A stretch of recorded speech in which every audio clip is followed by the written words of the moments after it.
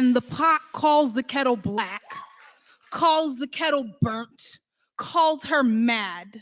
Kettle reminds the pot that we both been burned on the same stove, that the parts of our bodies that are layered in soot were scorched by the same hands. Kettle tells pot that she still boils water, holds the hot breath of a white man's tongue, endures the slow simmer of a white woman's allyship, and still we make something beautiful.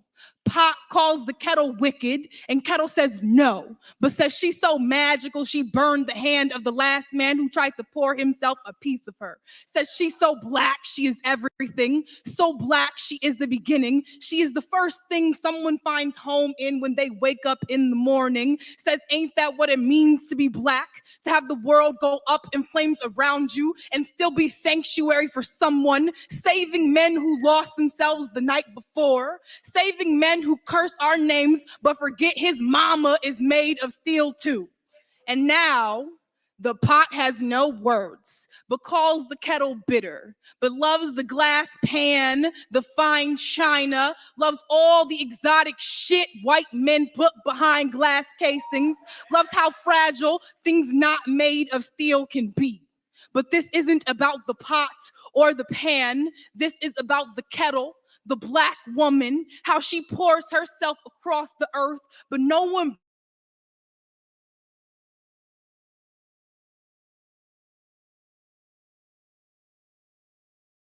bats an eye when the water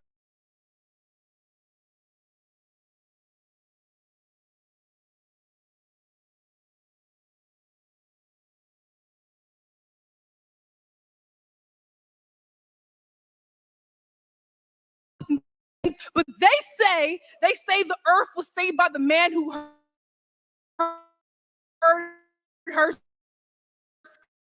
scream. Pot calls the kettle black, and kettle fire to your neck. They burn black bodies on the stake and the stove. Pot calls the kettle black, and kettle says, bitch, I might be. Says, knock if you buck. Then says, wipe me down. Kettle says, yes, my nigga.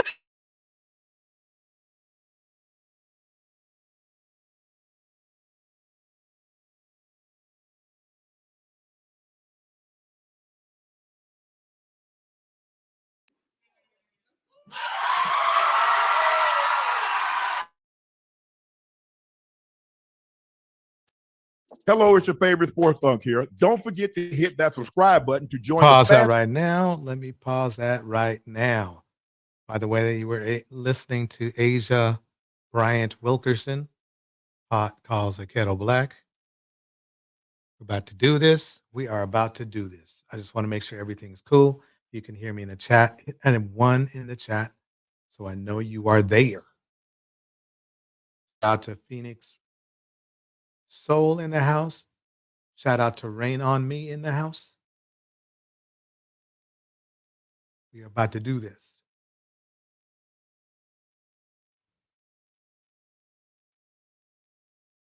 Okay. Okay. So here we go. Here we go. I want to go over something on a little bit on the side that everyone should be interested in. I'm going to break it down like this right before I go into it. Here we go. There. Okay. Steve Wilks after one season. Kyle Shanahan announced that they're moving, saying Wilks was always the outsider looking in. Shanahan said, yes, that was the hardest part. I knew that was a challenge. It's tough, but it's real tough losing DeMeco. It's tough losing Saleh 2 years before. Guess what? Robert Saleh was the defensive coordinator. They lost the Super Bowl. He didn't get fired. Yeah. He got another head coaching job. DeMeco Ryans was the defensive coordinator, and they lost the NFC Championship game. He didn't get fired. He got a head coaching job. So, in other words, are you really going to put all of this on? Look, Ocho. You can't, you know what? Go ahead. I'm going to let you finish. I've known Kyle Shanahan since he was 12. I played for his dad. When we were in training camp, So basically, this is a little bit on the different note for right now. This is just a quick second. It's funny how there's a travesty of basically probably the best defensive performance that the 49ers ever had in the Super Bowl was just performed this last.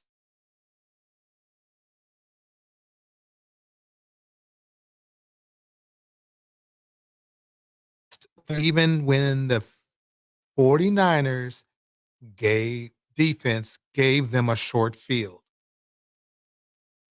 Anyway, they still fired the defensive coordinator anyway.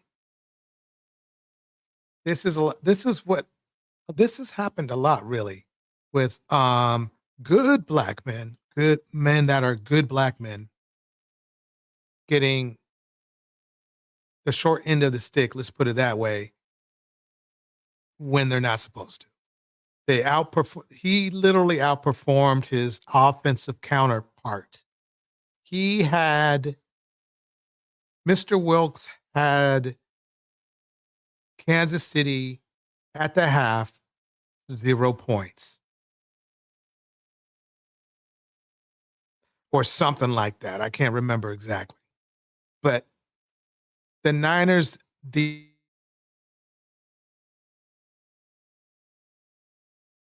if the Niners off played as good as the Niners defense, the Niners would have won. But guess what they didn't do? The Niner offense didn't. But the brother gets fired anyway. Why am I bringing this up? Because I went into the red pill streets. I did not see one of those weak A fools standing up for Mr. Wilkes and men like Mr. Wilkes. And there's a lot of men like Mr. Wilkes who do a good job with whatever they're doing, but they're given the short end of the stick. You want to know what they were talking about? Obsidian. So we have all these good black male heroes all over the place. And these guys want to defend scumbags. You can't make this shit up. He was there every.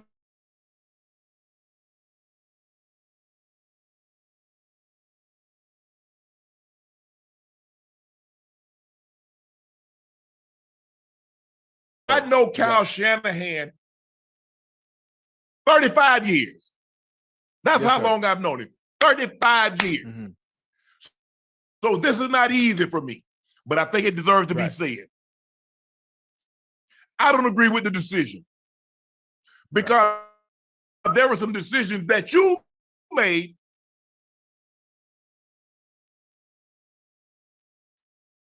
like take a score, a touchdown will not win you the game.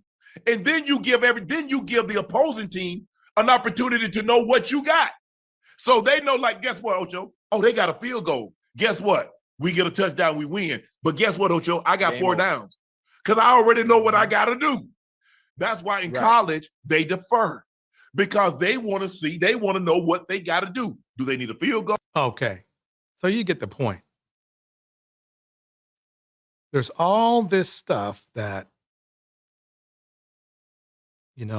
the black manosphere could be very helpful on resolving. One of the major problems that black men do have in America is discrimination. But instead of trying to resolve the problem, a lot of black men, especially in the manosphere, are helping discrimination grow in one way or the other, either by giving the discriminators excuses or they themselves discriminating as they do against black.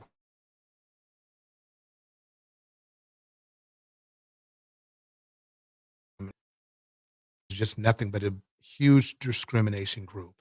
Yes, I understand there used to be a time when, they were trying to just build their self-esteem or build themselves.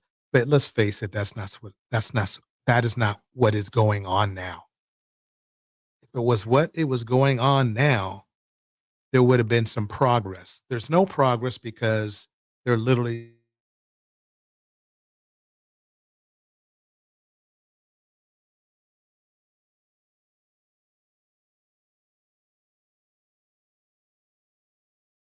helped us more than your counterpart, the black woman.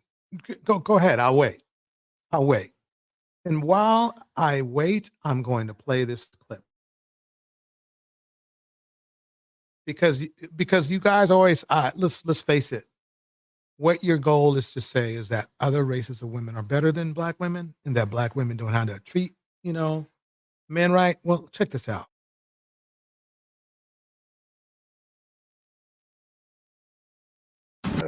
Even with red-handed type knowledge, it still doesn't mean anything in the justice court there. Tonight, a father calling out the criminal justice system. This after a story only the 8 News Now investigators brought you right here last night. So now this viral video shows a 9-year-old handing an officer a bag of drugs. Tonight, his father is sitting down only with Vanessa Murphy. That's crazy. So they're one of their preferential women is doing the same thing that they accuse black women of doing. Let me keep playing it. Here we go. This is a 9-year-old boy handing a police officer 100 grams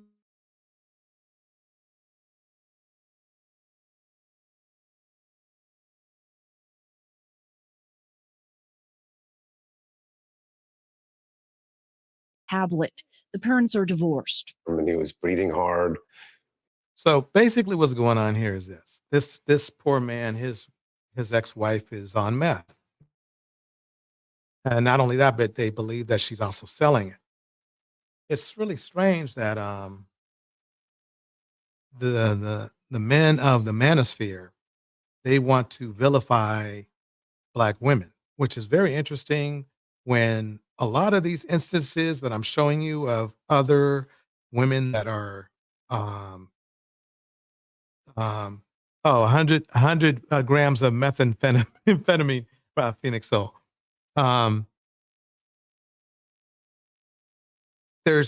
it's hard, really, quite honestly, when you think of the situation with Majors. Remember that guy who got stabbed by his OnlyFans girlfriend? Remember?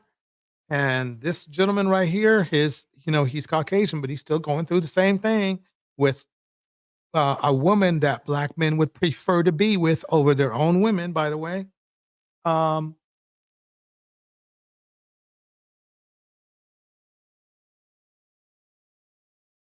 Shows you how He was very nervous. He was scared. I know that my kid went in the bathroom for an hour. Anthony Cruz recalls hearing his ex-wife in the background. She would come at him and demand him to open the door. What's going on? And maybe a few times she kind of yelled at him, but she was also kind of trying to seem like she was trying to figure out what was happening. Okay, man. Cruz calls police and rushes to the Inspirada home. Just take some deep breaths. Henderson police try to comfort his son. And what did you find inside the house that made you scared? Okay. Do you know what drug?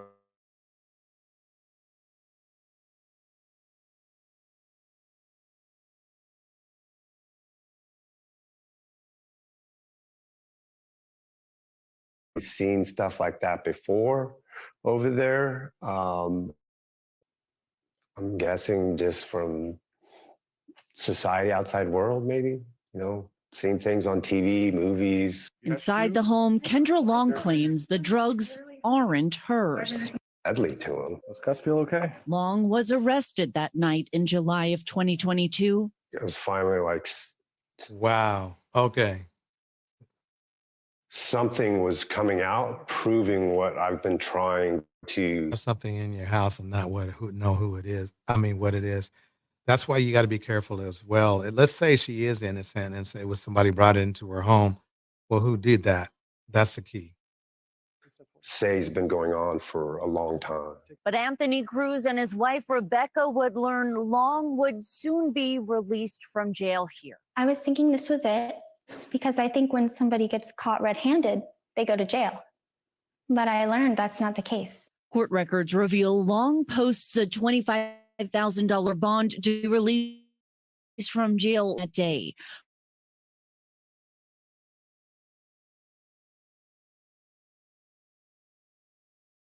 Prosecutors say she then violates a court order prohibiting. She's warned in court twice by two different judges, still not taken to jail. In April of 2023, she pleads guilty to a drug charge and child abuse. In July, she's sentenced to 12 to 30 months through a suspended sentence, meaning probation if she complies, prison if she violates the rules. 3 months later, her parole and probation officer reports finding more baggies of drugs, methamphetamine again, more than 2 grams of it, and nearly 8 grams of cocaine. She's charged with 3 more drug felonies. Still no hard prison time. Long is sent to an inpatient drug treatment center, but in Cruz's eyes, Long isn't just a drug user. She's a drug dealer. Wow. A dealer and a user. Yeah, it looks like both to me. Long's Wow, that's something else, ain't it? cases moved through 3 different courts: Henderson and Las Vegas Justice Courts and Clark County District Court. You believe they were all too lenient. Yeah, because none of them enforced the probation violation, amongst several other things in there that she was violating. Cruz says there were warning signs before Long's arrest. He provided documents from Child Protective Services showing multiple investigations. Phoenix. So I think there's something else going on here. I wouldn't be surprised if both parents were on that, on that meth situation. It just seems kind of a little bit strange right now to me. Hold on one second. There's going to be more to this story. Let's put it that way. It's going to be interesting. See what happens next. Wait, what am I doing here? Okay, got it. Okay, I want to go here. Have to do something real quick. Boom.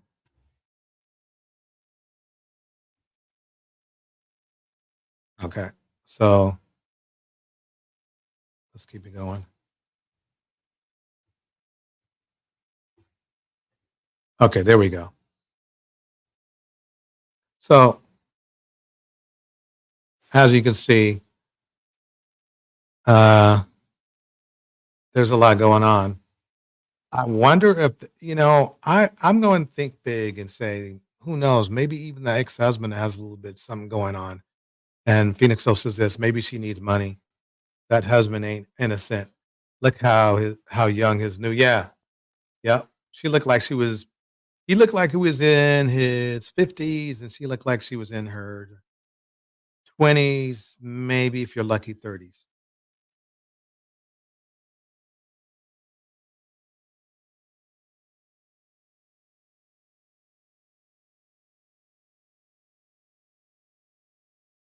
Like Common's exes are starting to unite against him because Erykah Badu just stepped. This is a funny thing. Common is a very, very interesting type of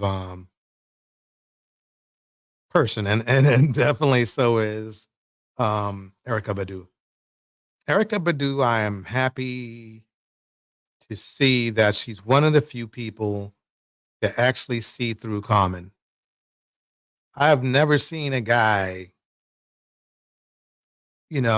use women so much and not be really ridiculed for it. Welcome, Mystic Moon. Mystic Moon in the house. Welcome, Bridget. Bridget is in the house. So it's very interesting to me that I would love to get feedback on this because it's very confusing to me how, I guess maybe the bar is set so low that since Common has never really had any abuse allegations, that it's okay that he, changes women every, more than he changes clothes. But let's see what Erykah Badu has to say. This is from Kiki's Tea, by the way. Stepped into the group chat, and she has a lot to say about her relationship with Common. According to Erykah, Common has had a very long habit of using and dumping women, and she was almost a victim of this. But we all know Miss Erykah, ain't no one can play with her, not even Common. Now, Common has been a trending name because of his recent relationship with Jennifer Hudson and how fans are trying to warn Jennifer because history and the things he has said and the things his exes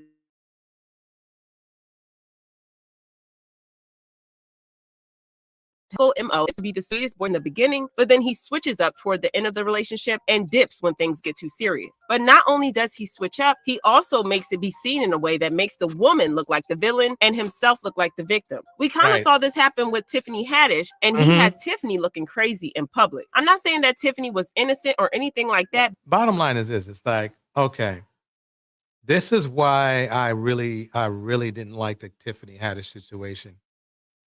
Come on, we all knew that Tiffany. I mean, this is a woman who has had a very arduous past and a rough past. She needed care. She needed somebody who was going to care for her and marry her. She wanted stability, and basically he was just there for the fun. So as much as we can roast Tiffany as Haddish as much as you want to, quite honestly, I respect that she really just wanted to feel loved. She wanted to feel in a stable environment. She knows she is not the most stable person, but she's trying, at least. In my opinion, that's what she's doing. So it's sad to see that he put her through what he did. He used her so much, in my opinion. He knew he knew she was down. He knew she was wanted to get married, and he probably played the role for a while and then said, "Oh, I'm a bounce." And what's funny is that he's done it so many times. He's done that to Angela. I forgot her name, but Angela before that, and he did it. I believe he even got with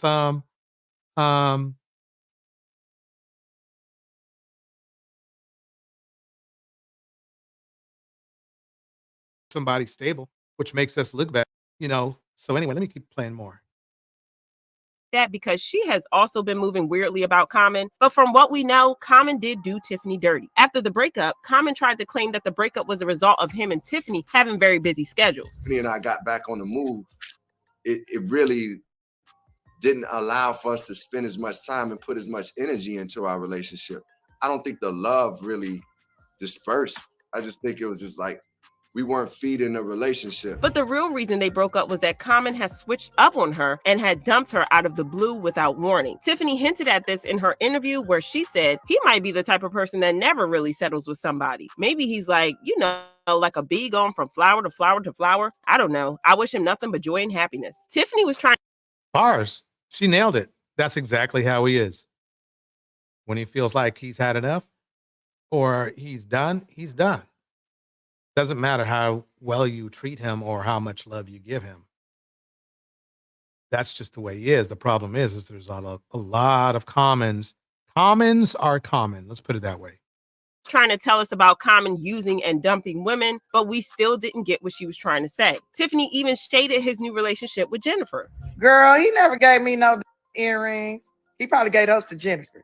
And well, this is also kind of what happened when Erykah dated Common, but Erykah Badu, being Erykah Badu, couldn't be fooled. For some context, Erykah and Common started dating in 2000, and they were together for 2 years before Erykah decided to end the relationship in late 2002. At first, Erykah didn't want to go into too much detail about the breakup, but Common was only too happy to talk about it, and he blasted Erykah, saying that the reason for the breakup was that Erykah caught feelings for someone else, and she dumped him over the phone. He said she Interesting. Okay, in that house, Miss RV handed it to me. I was in my hotel room on tour and she called me and was like, "Hey, I don't want to be in this relationship no more. I'm liking somebody else." That was my first love and my first heartbreak. First off, it's wild that Common referred to Erykah as his first love when he literally used to be engaged to someone else. In the mid to late 90s, he was in a relationship with and engaged to a woman named Kim Jones, with whom he had a daughter, his only child to date. So by Common's own admission, he didn't love Kim, even though he proposed to her. Yeah, that doesn't make a whole lot of sense when you think about it. In the years after his breakup with Erykah, he had a lot of high-profile relationships with famous women, including Serena Williams, Taraji P. Henson, Angela Rye, and Tiffany Haddish, none of which worked out, and that just seems to suggest that Common might have been the problem after all. But Exactly. For some reason, even after all these relationships, he still maintains that his relationship with Erica broke him the most and that he was so heartbroken after she dumped him that he found it hard to eat. He said, with Erykah Badu, that was my first love where you're just open and floating, he said. When we split, I was 27 or 28. I was in a haze, just going through the motions. It was hard to eat. This started the rumors that Erykah could have blinded him with her dark magic. For those who don't know, people claim that Erykah is a witch and she curses every man she dates. So people were saying that Common was a victim of Badu Box, and that's the real reason that Common has been struggling with his love life since he broke up with Erykah. And that is Can you believe that? Okay, Common is he's in his mid-50s. This is the excuse that a lot of men like to use, is like one woman a long time ago in a galaxy far, far away broke their heart.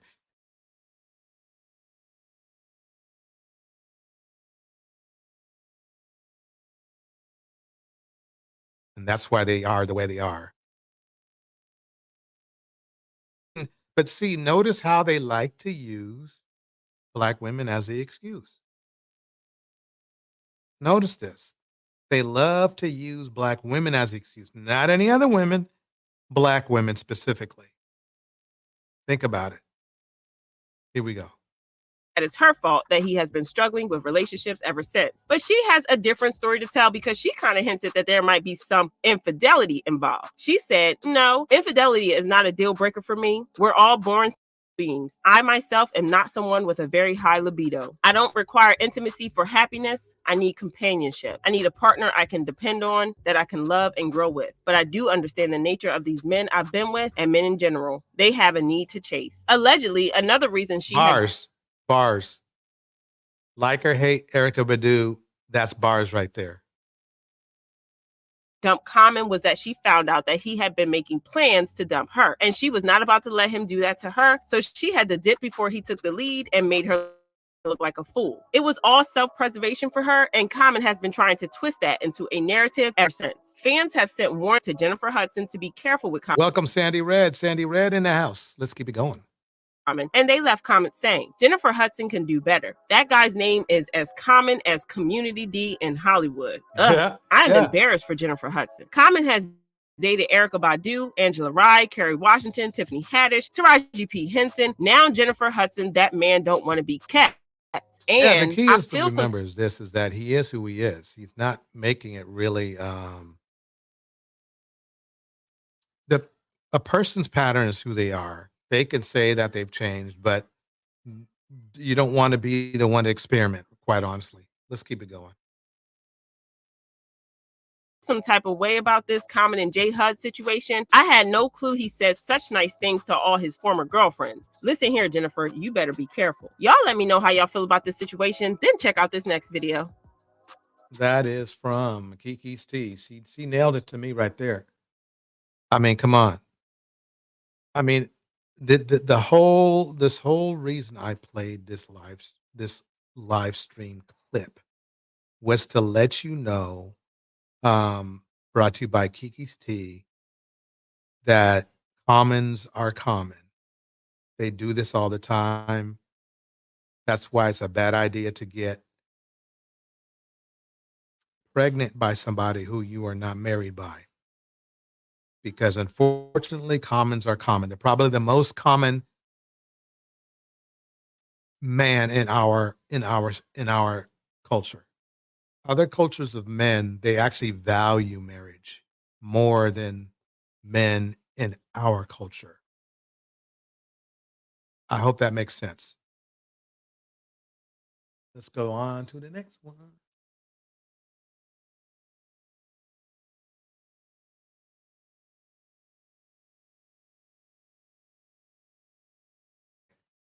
Last time we were on, we were really having a great conversation.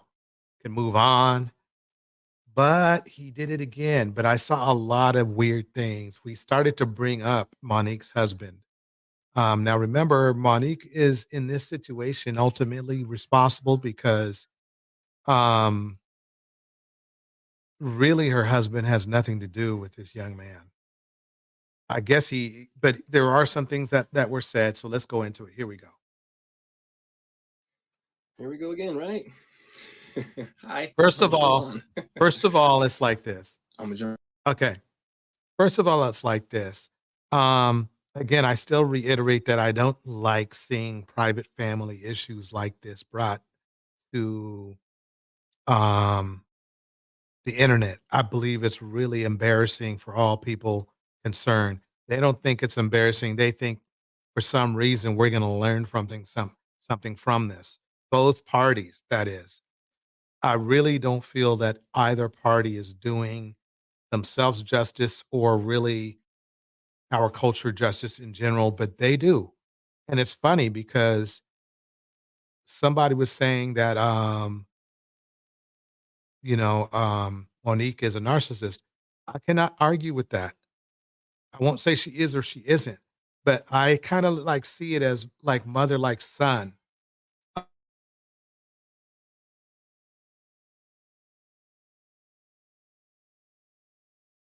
Um, but let's see what he has to say.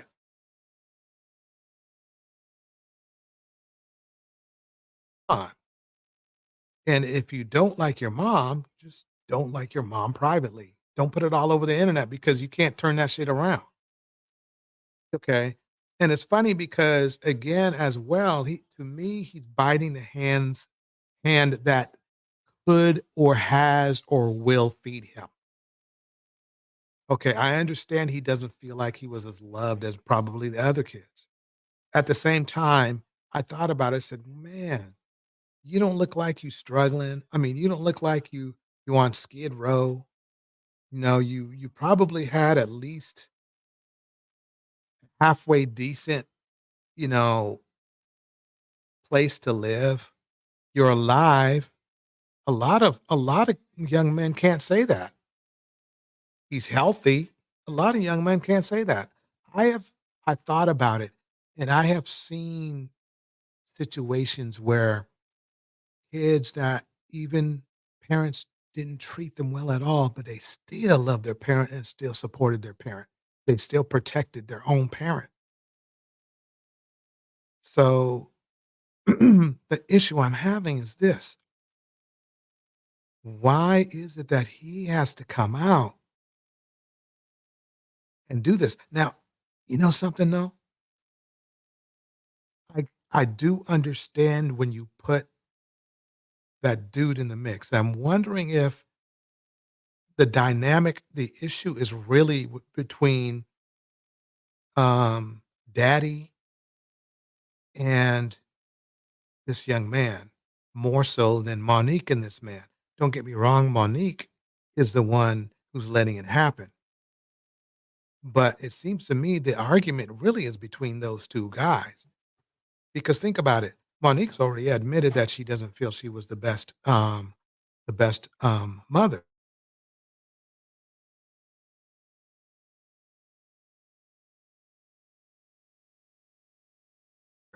So there's an understanding there that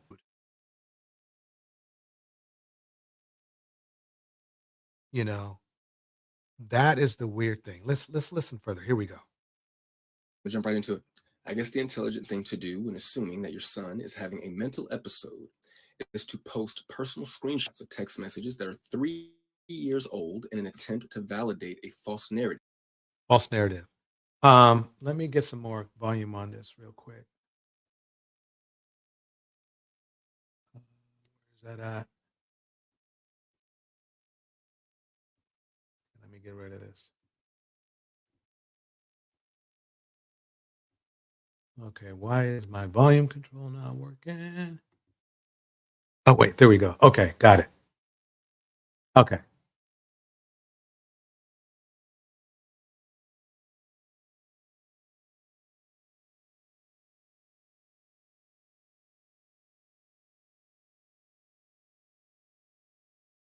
So here we go.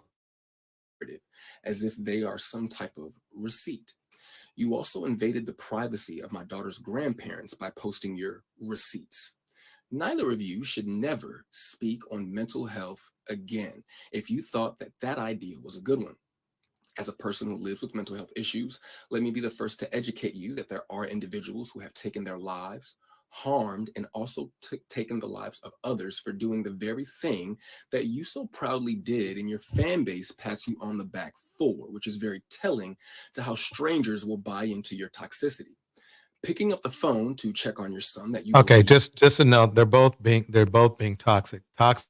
They're both doing, but uh, it's something that for some reason, I guess, I don't know. Maybe it's kind of weird. It's like for some reason the internet's the first is becoming the first place for beef now, even between family members. I could almost understand between people who don't really know each other, but family members is like, why y'all doing this? Mystic Moose says, but yeah, daddy is making it all work. Oh, daddy blew it up. He should have, if he wasn't going to be a positive entity in this whole situation, he needed to to excuse himself, recuse himself, as they say in the courts. You know, let me keep it going for a little bit more. Here we go.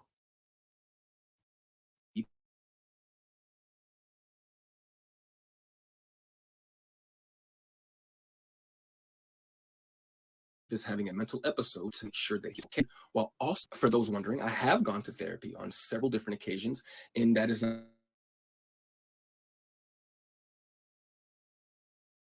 ashamed of. On his part. Good I job. have even gone to therapy occasions. But for those who know how efficient therapy only works when both people are being open. My mother was still in her 15-year-old mentality phase during that time, so I guess I understand why she did not know. I understand that, but remember that 15-year-old mentality raised you. So let's keep it going. How to be open with me during our sessions. When a person becomes accustomed to being a victim and others get used to seeing them as one, they live their lives in a state of internalization, meaning you consistently receive another's approach as an attack, constantly putting you under the illusion that you need to always be on the defense, even in situations where there is no actual attack, just an acknowledgement of things already said by you. One should not feel attacked by an acknowledgement of the words that they stand on. You eventually become a passive aggressor. To address the men that had something to say in regards to men don't do what I'm doing, let me be very clear. How I man is none of your business. Well, no, sorry. This is the problem I have with this. If it was none of our business, don't make it our business. We shouldn't even known about this interaction. That is the only problem right now. Look, I'm seeing this thing from both sides. It's like how you man is none of our business, but you're manning on YouTube, or is it? It might have originated from TikTok. We don't know, but you guys see my point. We shouldn't even know. We should not even know what's going on here. This should be something that maybe is covered by a news outlet or something. We should know. So, okay. So Sandria says he's responding to Mo's husband. Okay. I can understand that, but still, he's online. I would like this. This is something to me that should be handled in a phone call, but let's keep it going. Here we go. What and how I feed my family has no place on your plate. For every person that stated I should not have come to the internet, I would just like to ask, what do Club Shay Shay, the articles about my mother and I's relationship, the interviews about our relationship, and Instagram all have in common? Well, if you are competent, the internet. Well, I mean, the thing is that then you're jumping in with the fray. No, I mean, the thing is that you can't say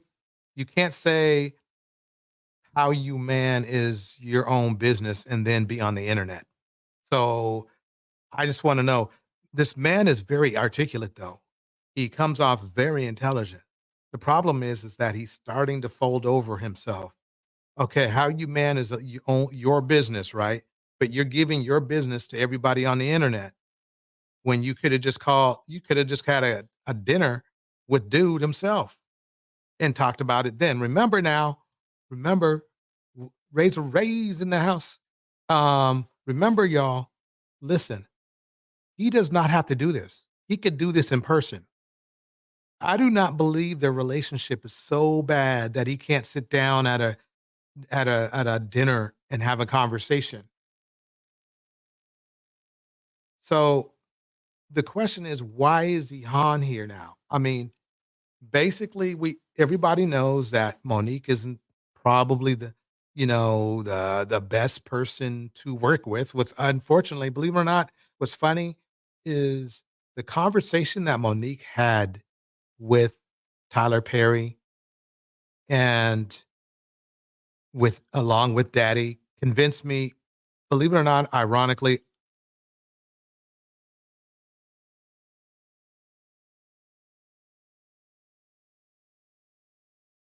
even though Tyler Perry said he was going to make it right, which Daddy's hard to work with. So, I mean, that's where we're coming from. You see you see how that works? She is difficult to work with.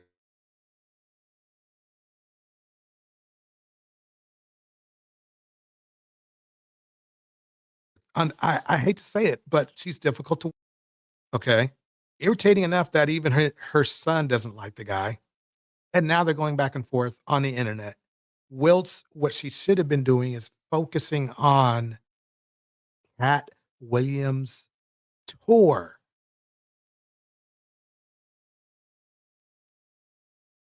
So, welcome, Corey. Welcome, Corey. Corey Coburn in the house. Let's keep it going. This is getting good. Furthermore, I did not expose my mother, nor did I badmouth my mother. Wait, that's wrong. I don't believe him there. He maybe didn't badmouth her in the way that he thought bad mouthing happens, but he did.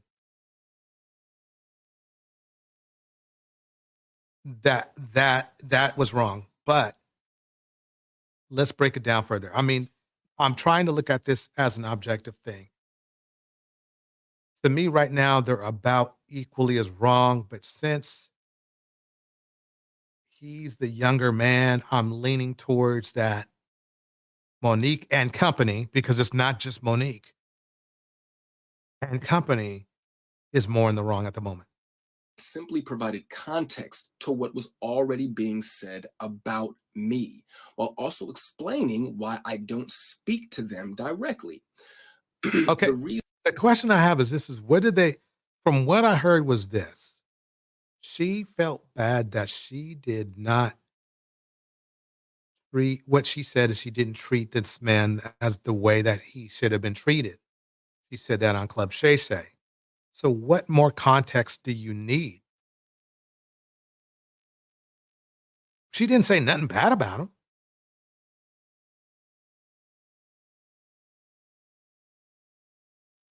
At the very beginning.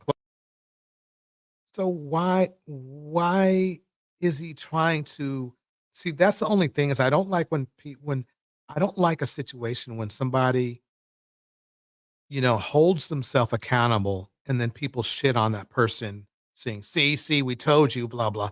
That is what bothers me is when somebody holds themselves accountable, okay, at least verbally. And then instead of behind the scenes saying, hey, I heard what you said. I really, why don't we work on this problem we have? They go the other route. Again, I know it's complicated, folks, because it's like it seems like I'm bashing Dude and I'm bashing Monique. But I'm just showing a perspective. I'm really bashing the situation and their actions. I think that's the best way I can put it. I don't believe what he's doing is right, and I definitely don't believe what Monique is right. Mystic Moon and I had a great conversation last night, and really, quite honestly, it is Daddy who's the issue. The primary issue. I'm not saying he's the issue. No, I can't say that. He's not the issue, but he's the one who's making it worse. The only role that Daddy should have is by telling both parties to work it out.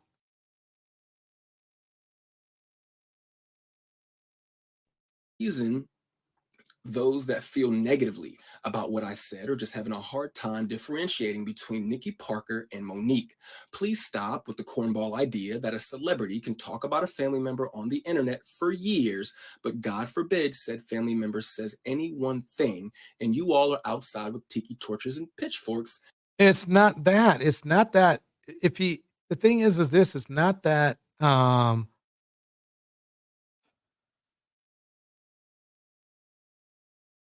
It's not that he came.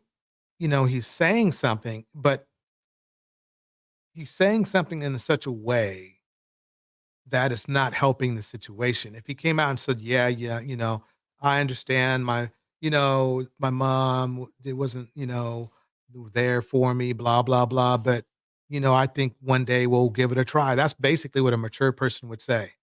And then they would try to work on it behind the scenes. But it seems like to me that's not what's really happening. Here we go.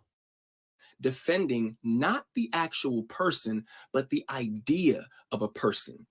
These people are in an industry that is efficient at making money off of what is pretend. So in essence, you are defending a character. I love my mother, and it took the birth of my daughter to help me begin to understand. Okay, so we're getting somewhere. We are getting somewhere. Okay. So I understand that he does. I believe that he does too. But the problem is that he's expressing his displeasure with his mother in the wrong way. You of a mother. I am very proud of my mother, though, and I'm proud of the things that she has accomplished.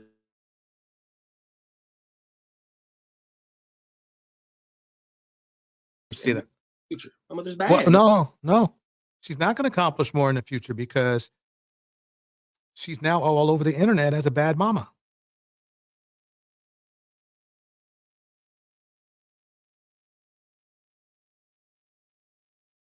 It just seems like this is, everything he's saying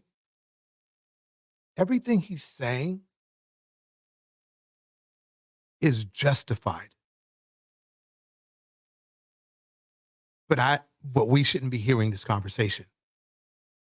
This should be between him and Monique.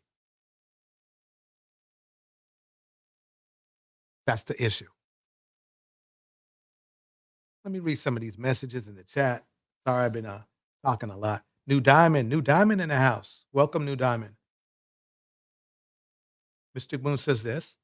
He's making digs at her, so I see what you're saying, Torch. Yeah, it's the thing is this. Mystic, you're right. I mean, let's face it. Monique could have done a lot better.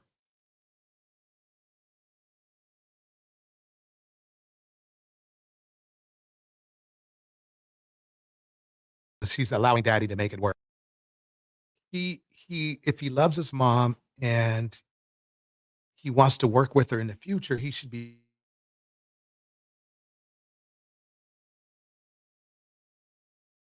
focusing what he's doing, in my opinion.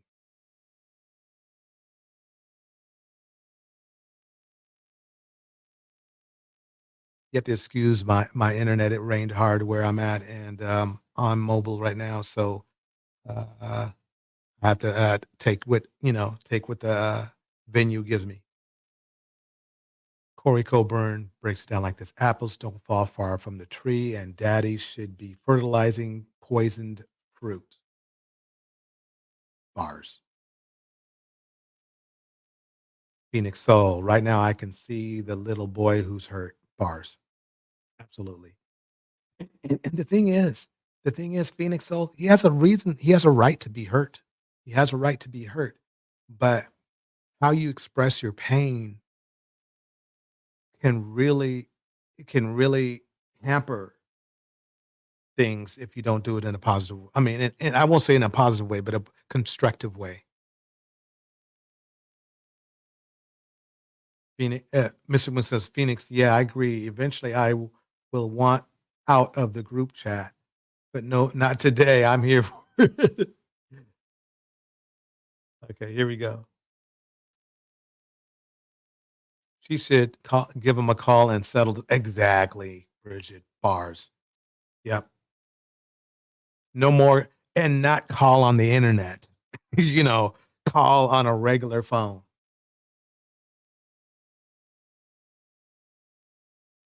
Candy Red says this. Monique has been talking about him for years on different platforms. She should have kept it private. Yeah. Yeah, if unless she was, I mean, the thing is this. I think, oh, I got it. Thank you, Sandy. Look, this is what she's trying to do. Who was that guy that Oprah hired? The doctor, the therapist. Remember when he used to talk about his kids and use them as an example on how to work things out and stuff? I think she wants to be like him. What was his damn name? What was his name? Dang. Dr. Phil. Yes, she wants to be a Dr. Phil. That's what she wants to be. See, but the thing is she's not a doctor. And she ain't Phil.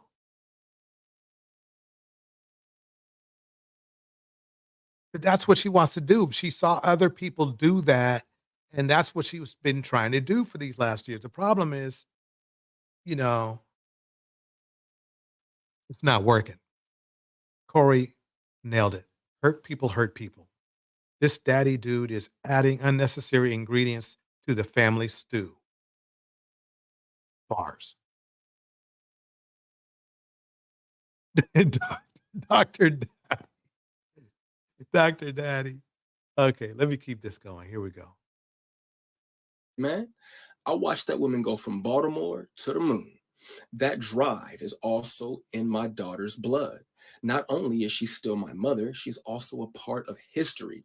And I would be doing my daughter a disservice by not telling her about who my mother is and was. But no, you're telling everybody who your mother is and was. Since those messages that you posted were used as some type of a receipt to validate your false narrative, I figured I would take some time to gather up my receipts to validate my decision to move forward with my life without my mother in it. Okay, he needs to make up his mind, because earlier I thought he said his mother was going to be in his life. Did I miss something? Let me know, because I thought earlier he said that, mother's going to be part of my life and my daughter's life and blah, blah, blah. But now he just said he's going to move on without her. So I'm a little bit confused. I thank you all for listening for the now final time that I will ever address this topic. And I will leave. How many of you think it's going to be with the final time? Put 1 if yes, 2 if no.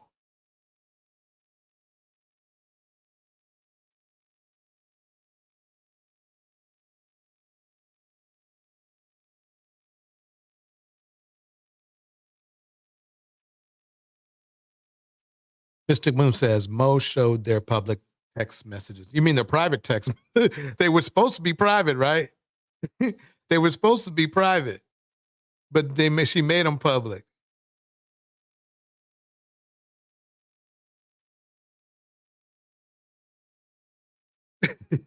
Mystic 1 if Mo keeps her lips zipped. Oh, we know she's not. Mystic Moon, we know she is not. Here we go. My receipts.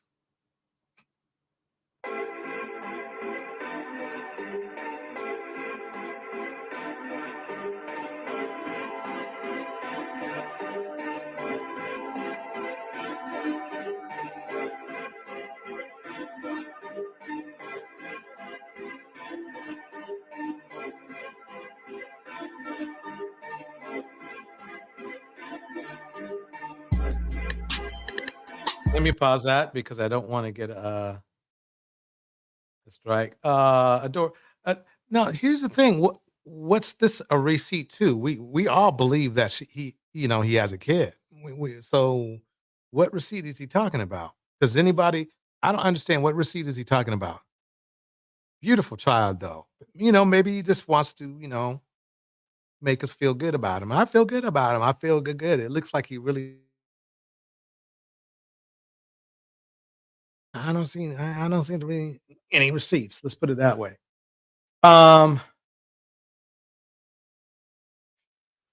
Let's go with it. Okay. Look, I have to skip through this a little bit because this guy gets on my nerves. Don't ask me why he does, but really gets on my nerves. So, here's Daddy and Monique. All right, we're gonna wait for some of the babies to come in the room so we can have this conversation.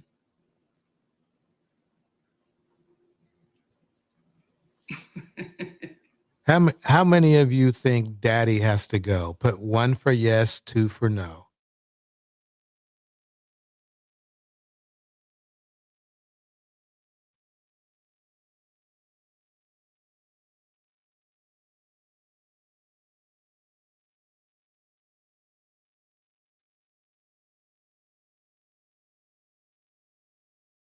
Here we go. You would do that right now? Hey, babies. Hey. We just wait for y'all to come on in the room so we can have this conversation with our community. What is that? 1 squared. Let's rock and roll, baby. Let's rock and roll. Mm-hmm. The title of our conversation, or the theme of it, is called The Long Way Around, because ain't no shortcuts. Pickles, stop playing with that paper, please. The reason we're having... When is Monique going to realize that this guy is not that interesting and is kind of irritating and is probably ruining her career and a relationship with her son?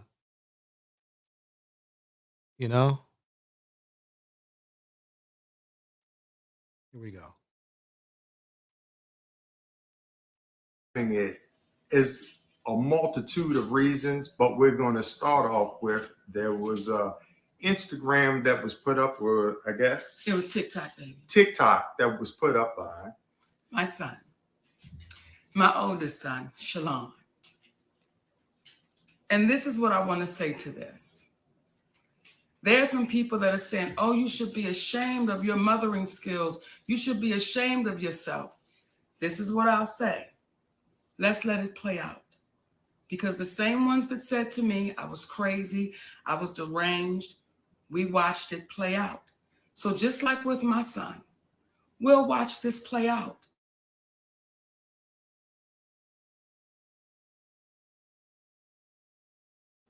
And I do.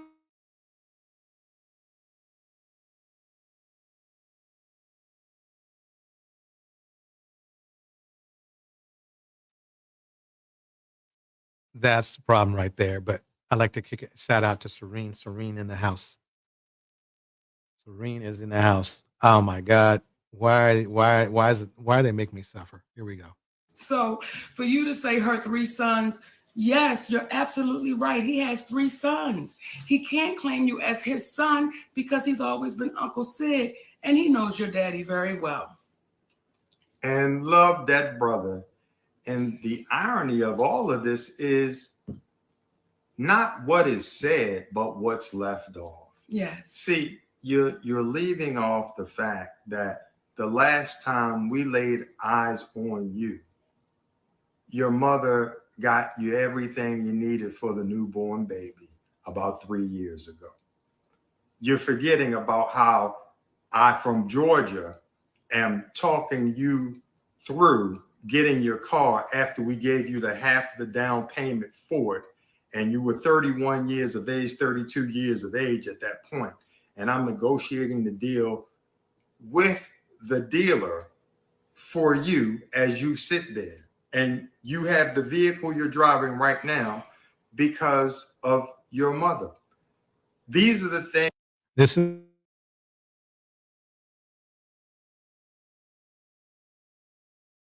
supposed to be a private conversation. You don't shame your kid. Leaving out when you're expressing what you're expressing in reference to your mother. You're not expressing the relationship that you have with your father where you spoke ill to him, not to mention spoke ill to your mother, but somehow your mother and father and I all have a loving relationship and communicate back and forth because of the love that we have for you.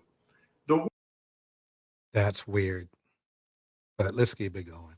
One thing these individuals, and to the individuals out here that oftentimes speak after they've heard one side of the story, there's an old saying, believe half of what you see and none of what it is. Okay, so my question is this, is beyond, even if they had like receipts or whatever, that doesn't matter to me anymore, because basically I can't get past the question of, if they truly wanted this situation and relationship to work out, why are they trying to do this online? They know.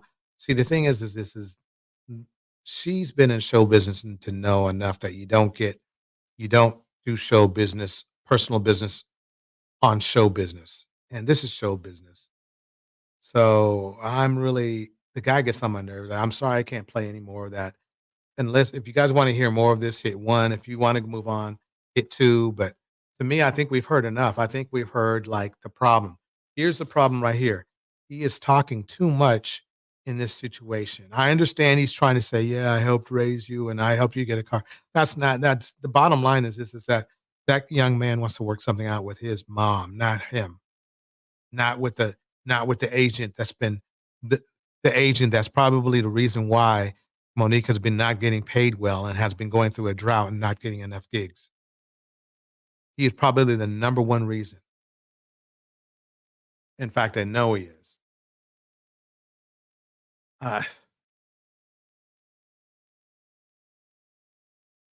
It's killing me. Killing me. But let's move on, because I agree. You know something? I swear, Phoenix, you nailed it. This is so exhausting. It's just one of those things. So we're gonna move on to something a little bit more interesting. Y'all remember infamous Sylvia? Let's check and see what's going on with that. Hello, kings and queens. This is Wisdom's daughter. Gorgeous young lady. Great channel. Don't forget to like and subscribe to her channel. Oh, and by the way, while we're at it, make sure to set your notifications to all so you know when I'm on, because what I learned a lot that a lot of subscribers do not have me, a lot of my subs do not have me set up to send them notifications when I'm on a live stream. So we want to definitely do that. And also don't forget to like if you haven't yet. Here we go. Wisdom's daughter, and I am back with an update on infamous Sylvia. So if you're new here, welcome. And if you're returning, well, welcome back, fam. This is going to be just a quick update. I just got out of my FEMA training, and I did get some rest, but after that training, oh my gosh, listen, I am mentally drained. It's not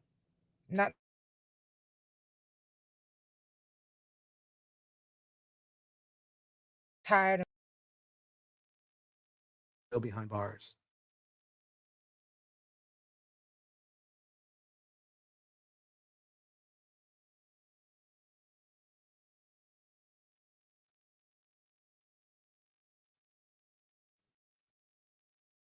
Okay.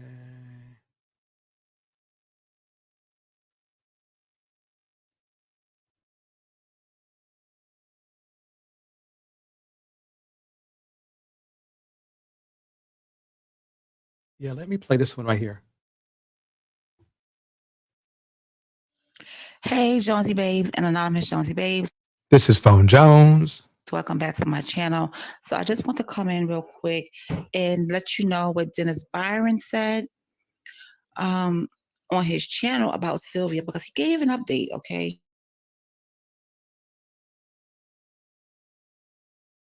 It was okay, so he did say that she has a lawyer. That's the update. She has a lawyer. And YSL trial. She's in jail. She's in some jail. trial has lent one of their lawyers to her. The name of the lawyer is Justin Hill. Justin is trying to get her removed from Fulton County to Clay County so she could be released. All right, so that's what I got from him. I couldn't stay on his live stream too long because I had to go out and take care of some things. So now that I'm back, I said, let me just tell you guys what I heard so far. Now, this is what I want to know. And if you have the answer, please let me know in the comment section because I don't know how. Okay, so long story short, she had 2 warrants that put her in jail and had to do with this back and forth she was having with this dude who was a YouTuber as well. I think they were even in a relationship together or something like that. So it really isn't exactly like a pure YouTube thing, but it is kind of. She basically stalked dude. Now, I'm not saying dude didn't stalk her. He may have stalked her too, or done something too.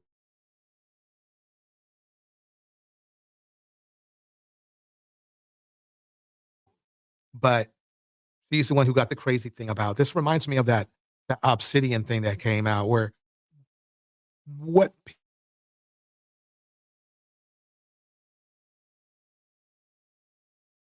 bloggers sometimes they just go too far.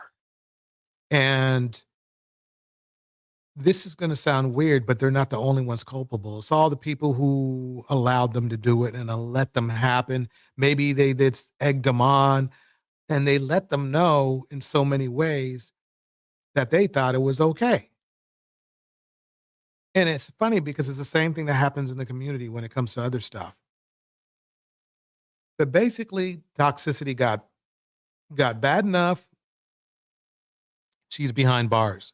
Basically, there's a very good chance she might have ruined her life because her life revolves around being in courtrooms.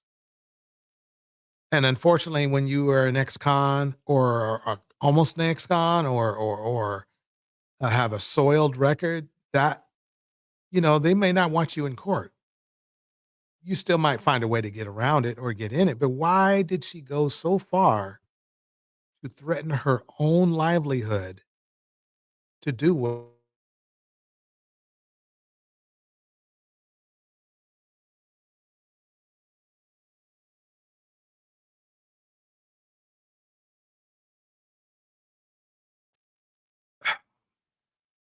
I mean, at least if you're gonna do something like this, if she was gonna do something like this, I have 1,000,000 subs. You saw what happened to Tasha K too. Tasha K is not anywhere near out of the water either, by the way. Remember, she's $4 million deep.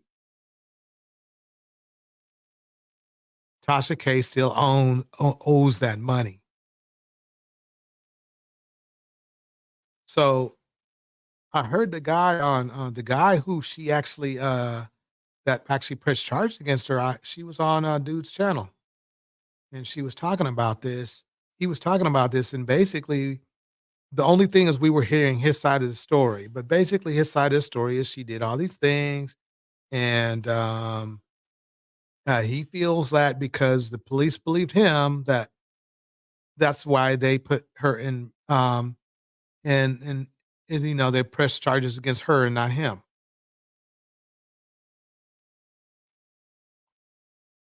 I mean, basically, in some way, she's just like another Obsidian. But what's funny is that there's plenty of Obsidians out there. There's plenty of people that they just go too far. And she's one of them. Plenty of people. They just do too much, where they get themselves into legal and criminal problems. Harassment.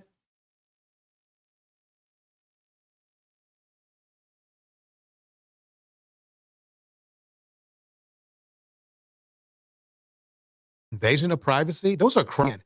Cyber stalking, doxing, and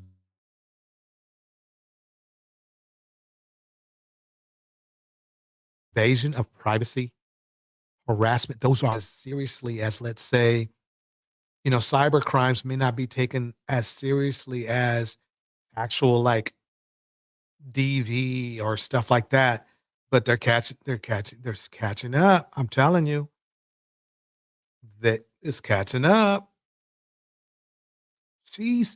Think about it. All this internet stuff she was doing for the internet got her in real jail. She is behind real bars made of real metal. She has paperwork. If she didn't before, she definitely does now. She has a long and winding road, all for the sake of some clicks, views, and super chats and cash apps. And the very interesting thing is she is not alone. There are thousands of her. There are thousands of Obsidians online. What little bit Obsidian has. Oh, and by the way, yes, he was online today.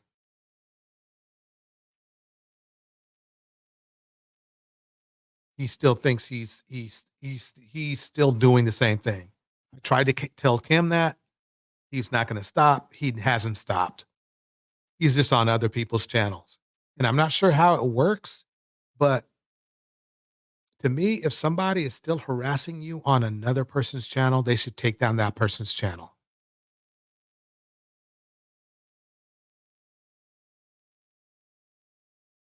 That's what I think. Because they're an accessory. Just like, to me, it's like this. If somebody commits a crime and you help them commit the crime, then you're culpable as well, right? Same thing with online. Same thing. Same thing. Let me drop that. Let me drop the link. Let me drop the link. Just in case somebody wants to come up.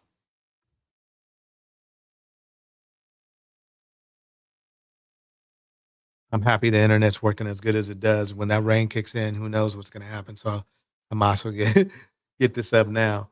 But yeah, I mean, it's crazy to me. Infamous Sylvia. She got infamous. She sure got infamous, that's for sure. It's like, and right now, I'm, did you know that YouTube changed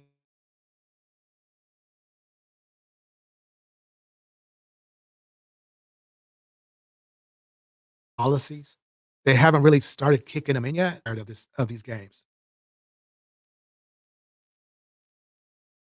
So why infamous Sylvia had to go this far? Now, remember now, this is the same infamous Sylvia. You thought I felt really bad for her. I don't. I'm sorry. I don't feel that bad for her because this is the same woman who still feels that R. Kelly should be out and about and shouldn't be in prison. Same woman who feels that, Ernesto shouldn't be behind bars. Women like this are so dangerous.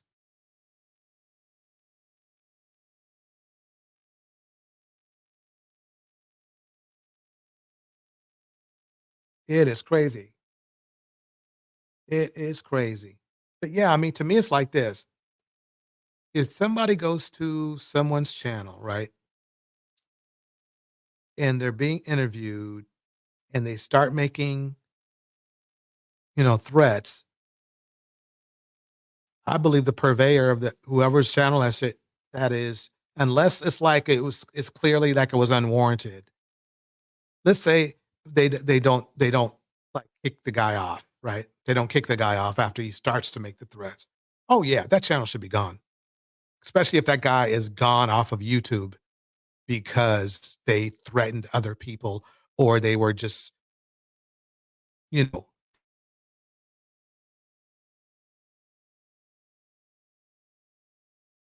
commit- the other part, and I'm going to show you why.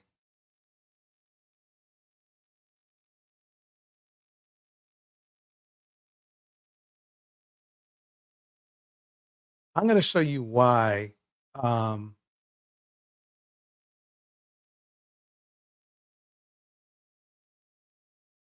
You can't let this get out of hand. 1 second. Where is that? Here we go. I'm going to show you this is what can happen. I realized no matter how comfortable I was with him or, you know, how much I thought he loved me, he just kept on getting more and more abusive. The attack sent Jenna to the hospital and into hiding. Shortly after 11 o'clock this morning, deputies with the Lucas County Sheriff's Office arrested Montrese Hughes, who's 29. He's now facing a charge of domestic violence. While she's waiting for the court proceedings, Jenna has a message for others who may be in a similar situation. It's not worth going back, no matter how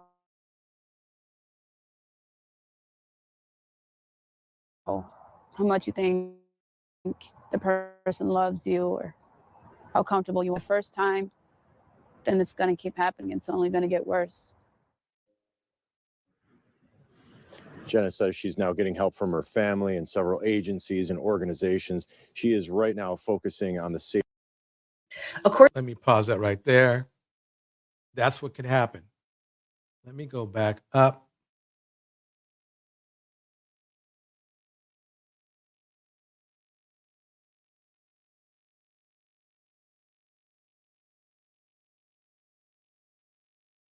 Check this out. When I did my first public accounting of my digital terrorist harassment of my boyfriend in October, I ended that video by saying that the manosphere is a public You are going to health see something very amazing right now. It's not going to be easy.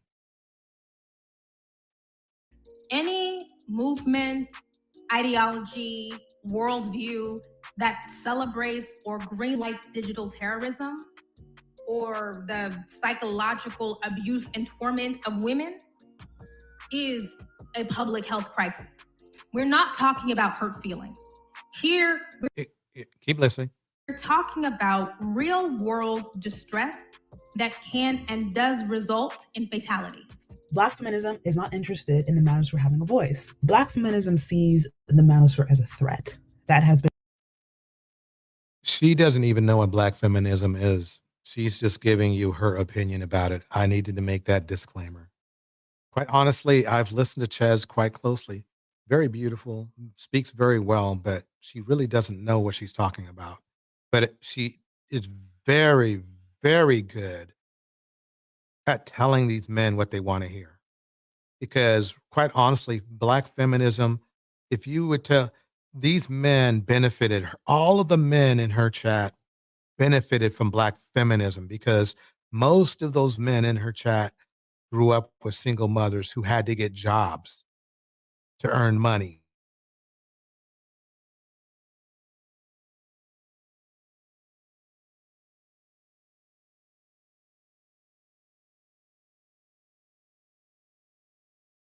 Politics is being done to help ensure that the manosphere is being shut.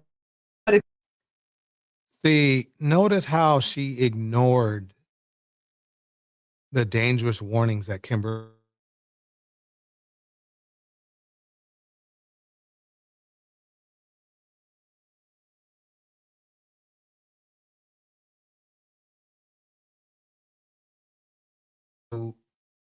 a valid group of men.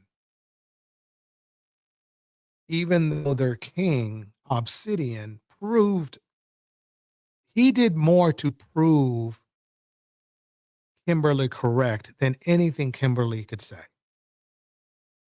His actions spoke louder than words. Doing all that doxing and and harassment and invasion of privacy on her significant other and on her. All he needed to do, it's funny because he couldn't stop. These people can't stop. They cannot stop. They cannot stop. That is why infamous Sonya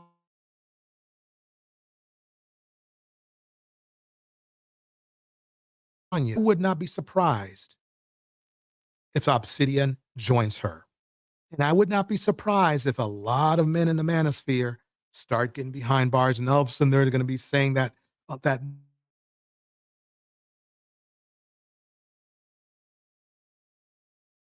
in behind bars when all they need to do what they did. But they're doing it, and she's helping them. She doesn't really. Tez does not realize she is making things worse. Tez and all the women like her, they are making things worse.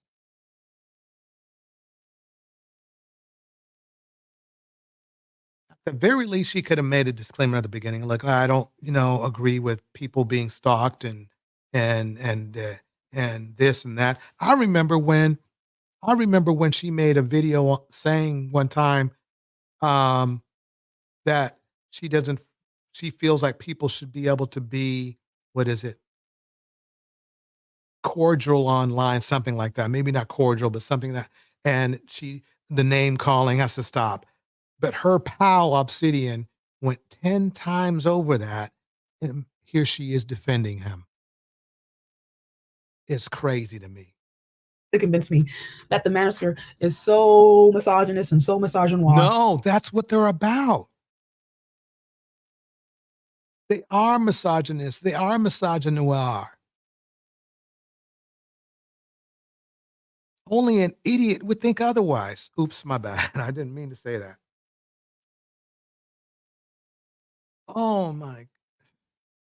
Okay, let's listen to her. Like I said, she really knows how to bring these guys in. She really knows how to, she can bring these guys in. She knows how to reel them in better than anybody. Here we go. While at the same time promoting policy that would give Black women the reason and the excuse to delete little Black girls. The manosphere has taken. What the hell? I don't know if she's, sometimes she doesn't. Let me keep it going. A lot of scrutiny lately, but especially more recently, since the feud of Black feminist Kimberly Nicole Foster and content creator Mamiya Obsidian Lee has really gone to the next level and is now in litigation. And I want to talk a little bit more about it because not only have I obviously had collaborations with Obsidian in the past. Yep, which is a bad testament to you. That is not a good place to be with somebody who has committed the crimes he has. And he has committed crimes. He has committed crimes for people. Just because he hasn't been put in jail for those specific crimes, because I don't know about his record, he might have one. But just because he hasn't been put in jail for them yet, doesn't mean he hasn't committed the crimes. And if he did indeed do what he did and said that he did, he did. That's what he did. Let me keep it going. I think the situation speaks to a broader topic that is worth discussing. This is not just about two warring content creators. This is about two warring ideologies. So for those— No, it's not. Well, yes and no. Yes and no. Two warring ideologies is one thing. All that means is that when the problem is this is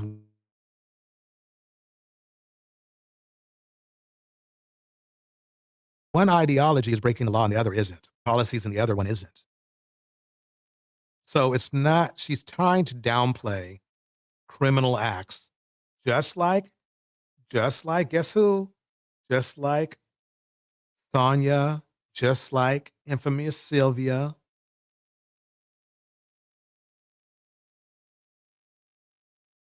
I mean, that's what's going down. She's in the same group. She's literally a,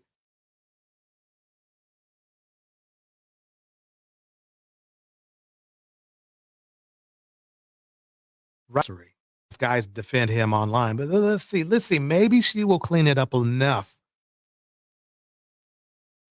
that she will not fall into the pit as well. Those of you who are curious as to how I know Mami Obsidian Ali, he was one of the first content creators to reach out to me and bring me on his platform. I mean, it's like this. If let's say a crack dealer comes out and he wants to reel you in, that's not a good testament. Let's say a serial bomber wants to reel you in to do collaborations with, that's not a good testament. That's not anything to brag about. And Obsidian is exactly that when it comes to this online stuff. So it's really strange for me that she's trying to I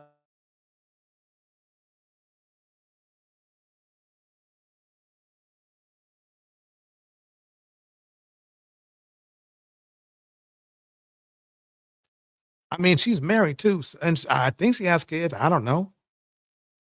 But she's really putting her family at risk doing this.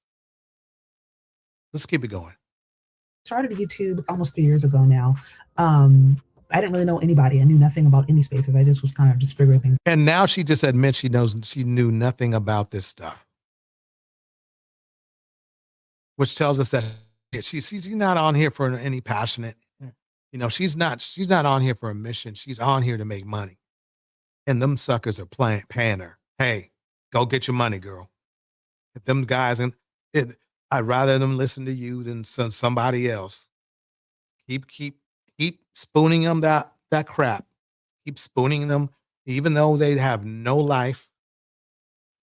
Okay, they have no wife, no life, no skills, and you're not telling them any of that. You're not telling them to go out there and be better people. You're not telling them any of that. But by all means, just blame. They love it when you help them blame somebody else for their weaknesses. So keep it going. You are doing such a great job. Here we go. Out. And so he got wind of my content, invited me to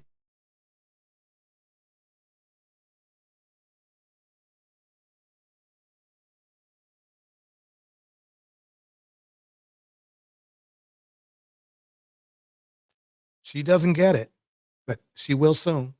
Content creator. So my personal interaction with Mr. Obsidian has been nothing but positive. I don't agree with a lot of stuff that he says. I also talk to people all the time that I don't. It's too late. See, that's the funny thing, is that I don't agree.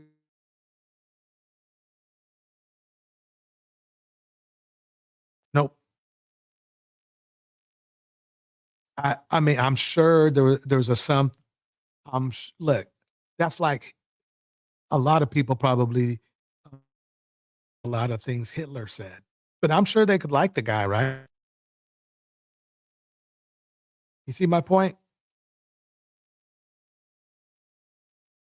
Too bad, because she seemed like a pretty smart woman, but this isn't smart. Agree with. However, I do know that he's a very controversial figure.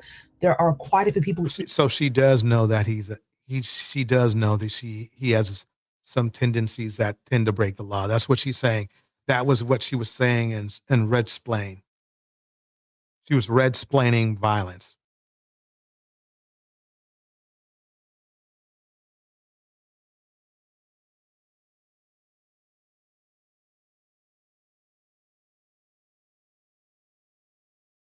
Point where she's almost a hypocrite right now. Even in the manosphere space who do not agree with him, manosphere is definitely not a monolith. So it's not uncommon to have people online. I mean, that's the funny thing is this. Obsidian is not, I'm glad she brought that up. Obsidian is not soft core manosphere. He is a hardcore figure.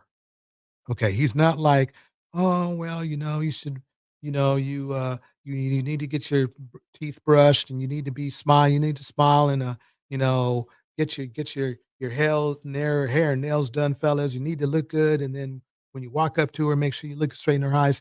That's soft core manosphere. Hardcore is what he does, which is pure disrespect of Black women. And if she wasn't on his team, he would be disrespecting her too. Over different points of views, that's par for the course, right? That's essentially what you do on YouTube.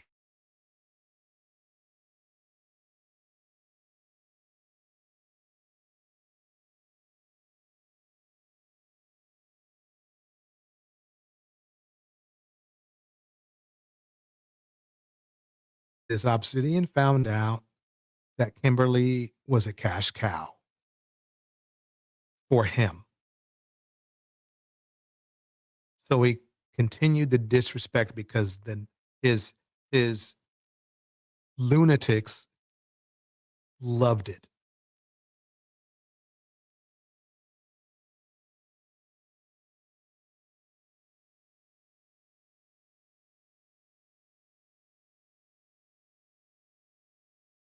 Then it got offline.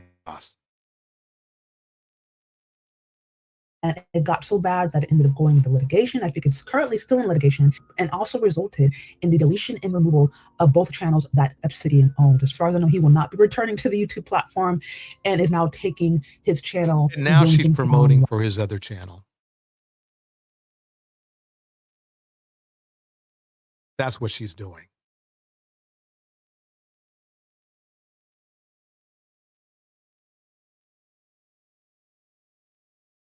Now she's literally promoting hate. There was nothing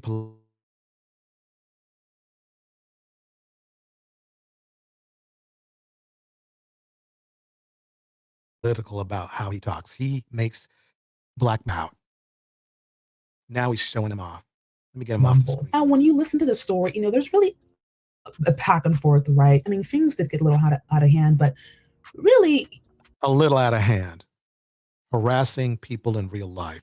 Yeah. Just like infamous Sylvia did. Sonia was trying to grill victims of Ernesto. What kind of crap is that? This is all tying in together.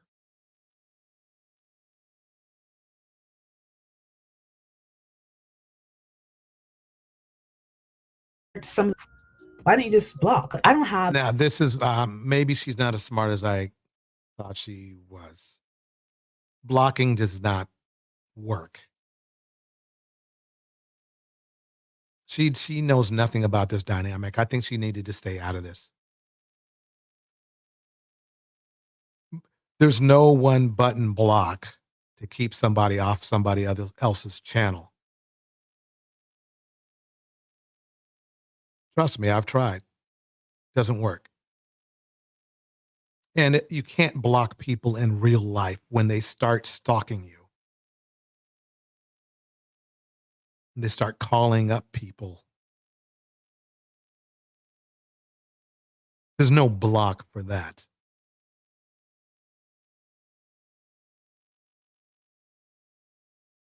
It is crazy that Chez Charday is going this low. Either that or she really needed to do some more research. I'm going to give her the benefit of the doubt. Maybe she didn't do enough research on how bad stalking can get.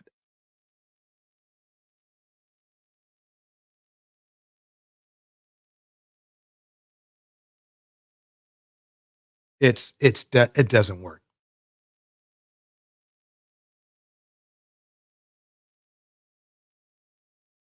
I've had one person say, so I can't do anything to you, so I'm going to go after your friends. That's how creepy these people are. And she wants, oh, Blair, you just block them. I'm telling you, unstable people are the worst. Let me keep it going. I have nearly the following of Miss Kimberly Nicole Foster, and I haven't been on YouTube as long as Mr. Obsidian, but it's like just with the, my little small corner of the universe, I had people send me death threats, do videos about me, try to post personal information, all kind of different stuff. And I got to where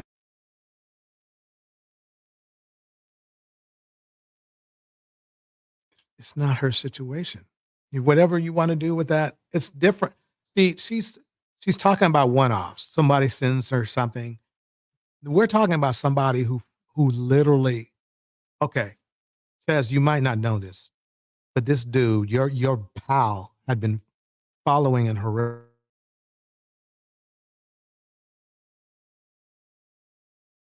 harassing Kimberly for over a year, saying, "Oh, I want you to go away," or whatever.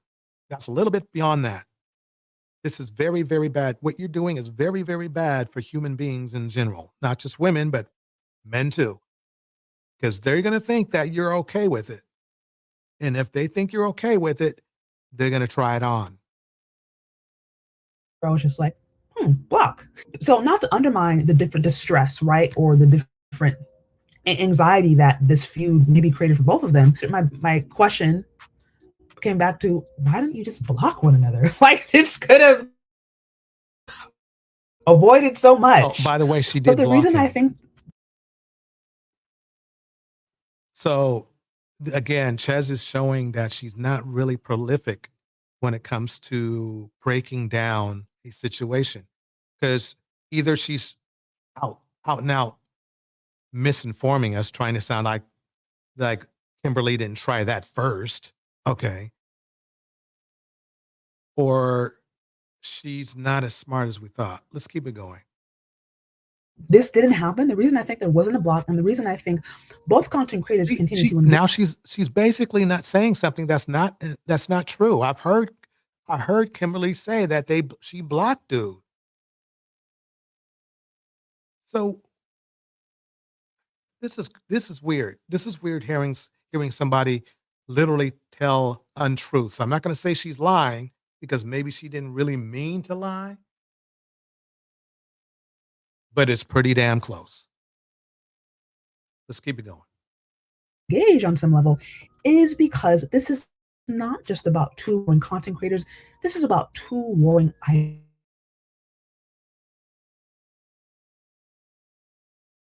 Not art wars and whatever, but these are two people that aren't even warring.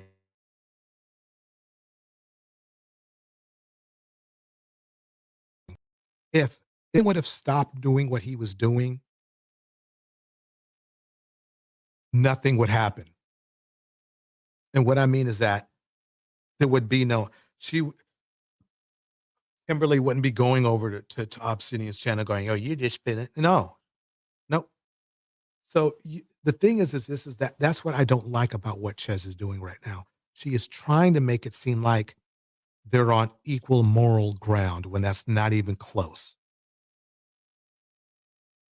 It's ignorant. It is not what she's saying. It is. This is crazy to me.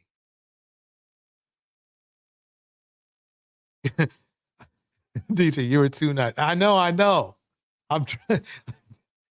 Okay, but that's the thing. It's like she is trying to downplay a criminal act, just like Sonia, just like infamous Sylvia, downplaying these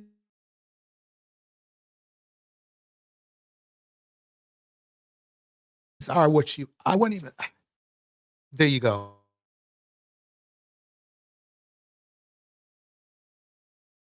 Pick me. They like to be called pick-me's. But this is dangerous when you start to condone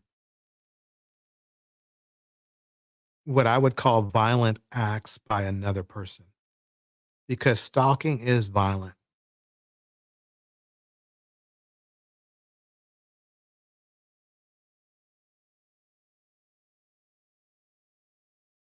Sleep worrying about, wow, they touch me or something.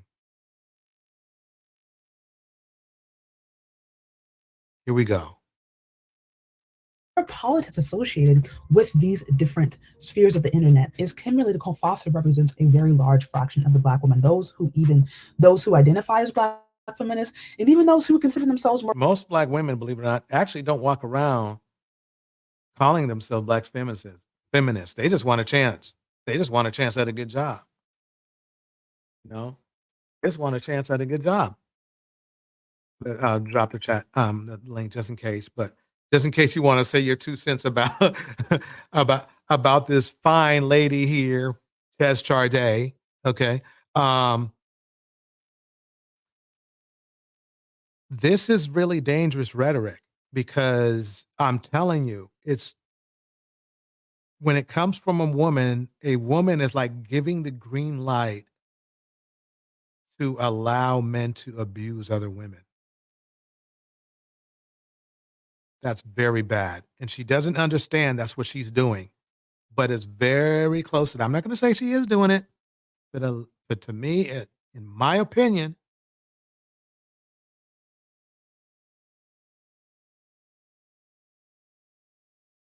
she is.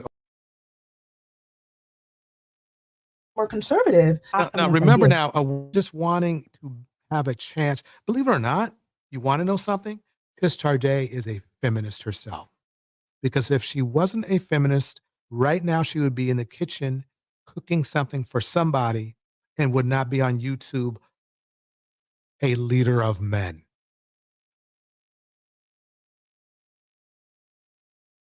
I can't make that. She doesn't realize that she is taking advantage of the feminist movement herself. Who would ever think that a woman would be the head woman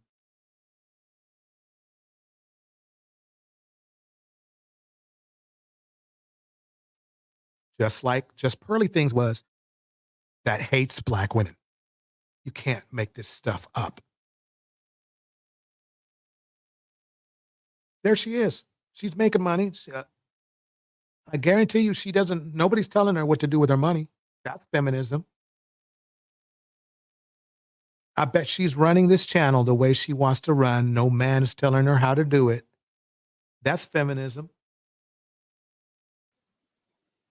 Welcome to the stage, Concrete Ghost. How you doing tonight? I'm pretty good. I finished my popcorn, so I decided to jump online. Right on, right on. So what are your thoughts so far about our interesting queen here? There's several things going on with her. One thing is she has an internalized misogyny where, they have internalized those attitudes and stereotypes about gender roles, and she may unconsciously believe that men are superior to women, but she might actually consciously believe that too, and that could lead people like her to defend men even when they behave in sexist ways, but it doesn't interfere with her desire for approval. So she might be wrestling with internal thoughts, but her behavior is just seeking approval or validation of men who are making her money, who's making her some change. That's all what it boils down to. It's going to apply for Right. thee, but not for me. Bars. Yeah, she definitely has some issues, in my opinion.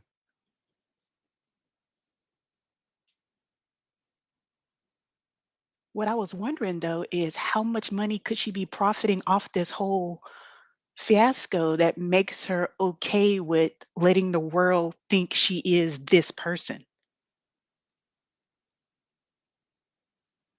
Right. I assume it's lucrative because she puts up a lot of videos, at least, one a day. So it seems like to me that she does it a lot. Not lucrative enough to fix up her Yeah. studio. She looks like she's in a barn. Sandy Red says a good amount.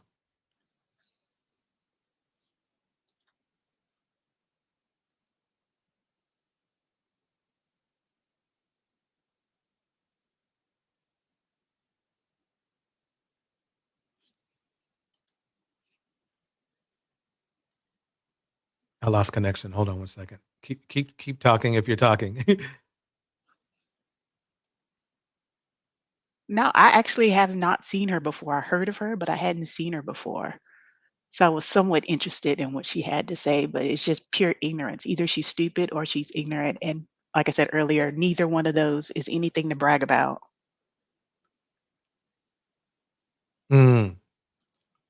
Exactly. It's like it's strange that she must, I don't know, maybe she owes Obsidian a favor, or she thinks that Obsidian is going to be hit or cash cow for her, but why would you want to speak on a person who was banned for harassing somebody else? That's like at least you would want to find out the whole story or would want to see where it goes before doing that. But it sounds like to me she's all in on defending Obsidian without trying to look like she's defending Obsidian. But I know it when I hear it.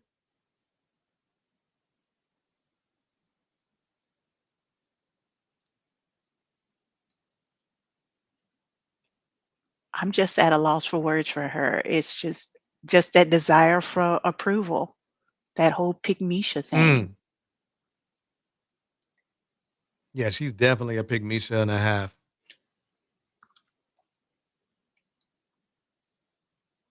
Let me play a little bit more. Let me see what we got here. It's almost impossible to be a person today in America and not have some feminist ideals. It's Mr. Obsidian, the non-select Black man. How many men are going to understand and are going to appeal to that? And this is exactly why I think it went to litigation. And this is exactly why, in my opinion, Interesting. Miss Kim Foster took the step to ensure that this man's channel was taken down, because she really does believe, right, that not only his channel, but this entire manosphere space is toxic, is dangerous, is misogynistic. Okay, let me break this down here. His channel was taken down not because she made it happen, but because his behavior made it happen. Okay. And really, YouTube was still reluctant to do it. They don't, I mean, YouTube really does, they don't even follow their own policies, quite honestly, to be honest with you. What I mean is that they're supposed to have a policy of when somebody continually harasses someone, they deplatform that person who's doing the harassing. I rarely see them doing that. When there's a clear when there's a clear pattern of harassment, they do not. There should be a number. You can ask YouTube; they won't tell you what the number is of how many times you have to, how many events or times somebody has to harass you to be deplatformed. The only way to do it legit, and permanently, take it to the judge. Take it to the judge. That's all. That's what I tell everybody is if you're getting harassed on YouTube or another platform, Facebook, whatever, they keep doing it, keep documenting, and take it to the judge. Indiana moms in the house. Let me play a little bit more here. Black feminism is not interested in the manosphere having a voice. And from what I've seen, I think most people in the manosphere don't really care about Black feminism because they grew up under it. But increasingly more so, they're pushing for reality that's going to help impact and improve their situation in their lives. And so this is a question I have. Yesterday, how is your speech towards men helping them improve their own lives?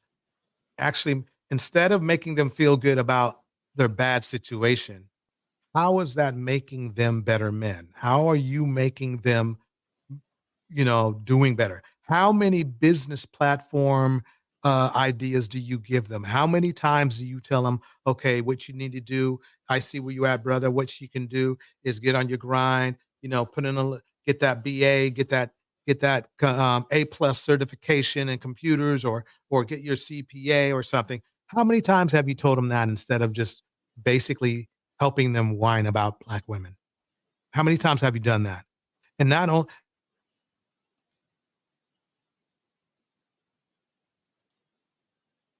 and don't take it personal, because I want you to go and ask your friends the same thing.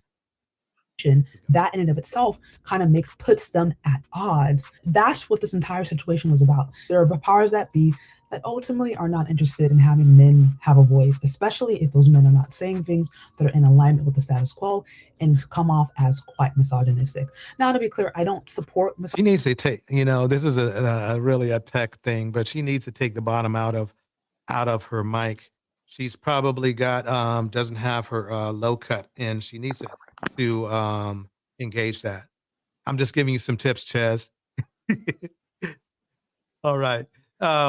Concrete Ghost, what are your thoughts so far? I hear this sometimes with some of these women that back the manosphere talking about they're advocating for the empowerment and liberations of all individuals, including men. Uh, but these men are the oppressive systems and ideologies. So I can't really buy in that they really believe that addressing sexism within that social network is essential for achieving equality when these men in these circles are providing the inequality and injustice for all the women. I mean, I can't buy into that.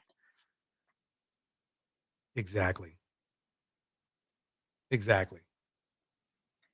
Bars. It's like, oh no, this fire is burning me. Let me keep putting my hand in it to put it out. No, it doesn't work that way. Exactly that. Misogyny, like, or misandry. I don't think any of it's good, and none of it is empowering for the Black community. But ultimately, Black feminism sees the manosphere as a threat that has been. It is. How can anybody look? The police see the Black manosphere as a threat. The FBI sees the Black manosphere as a threat. I don't. She's acting like these guys are some nice guys or something. Well, I guess they give her a lot of money, so I guess that's where she's coming from. Clearly distinguished, clearly stated, and now the politics is being done to help ensure that the manosphere is being shut down. We've seen that now, just with this one situation. We're seeing that now with the different media representation of the manosphere being toxic. You're seeing that with the different reports about the manosphere that are coming out of the educational systems. And you're seeing that with people who might actually be trying to push for policy in the case of Ms. Oh, Kim Foster. absolutely. Absolutely. Absolutely. Oh yeah. These men are dangerous. These men, look, I've seen some of these manospheres paperwork. They're dangerous. The only reason you don't have a problem with them is because they put money on your books.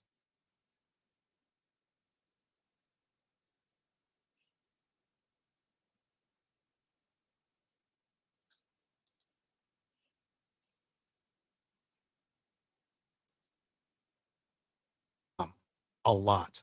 And a lot have a very sordid future coming up. If you hear what they're talking about. Their real face. They use avatars.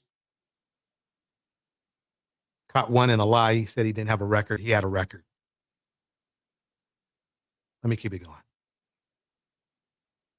To help regulate or essentially take this space out. So this is what I think the ultimate goal is, honestly, is to try to help regulate or just completely remove. The question really is this, and you know, the question is this: if you want to alleviate racism, right, and you run to alleviate bigotry and alleviate hatred, well, that's basically what the manosphere is. So why is she making it sound like they need to be around? You know, Concrete, break it down for me. I'm just lost. I can't even really see their sides of things. I mean, I understand they want to build coalitions with men, but they need to build the coalitions with the men who are committed to challenging all these problems and promoting gender equality on both sides. And if you can't foster that dialogue and collaboration, we won't have a space where men or women feel supported to find a solution to the challenges. Right. Exactly. Exactly.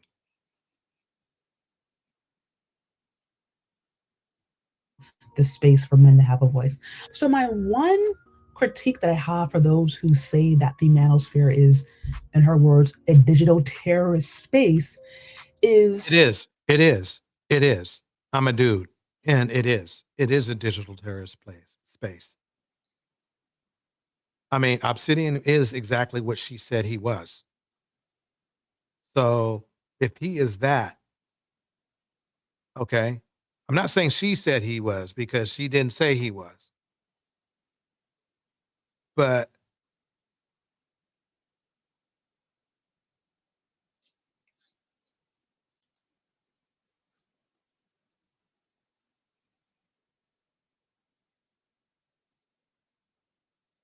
consistency, it's easy to see that. Some can see that, not misconstruing, but concluding that that's what it is. Because yes, you got to call a spade, as I've been heard. Rarely, if ever, do I hear people actually engage the intellectuals, the PhDs, the people who. There aren't any intellectuals in the manosphere. Most of them are not intellectuals. What is she calling an intellectual? Somebody who. Yeah, I was very curious because Obsidian is not an intellectual. That's for sure. He's a pseudo intellectual.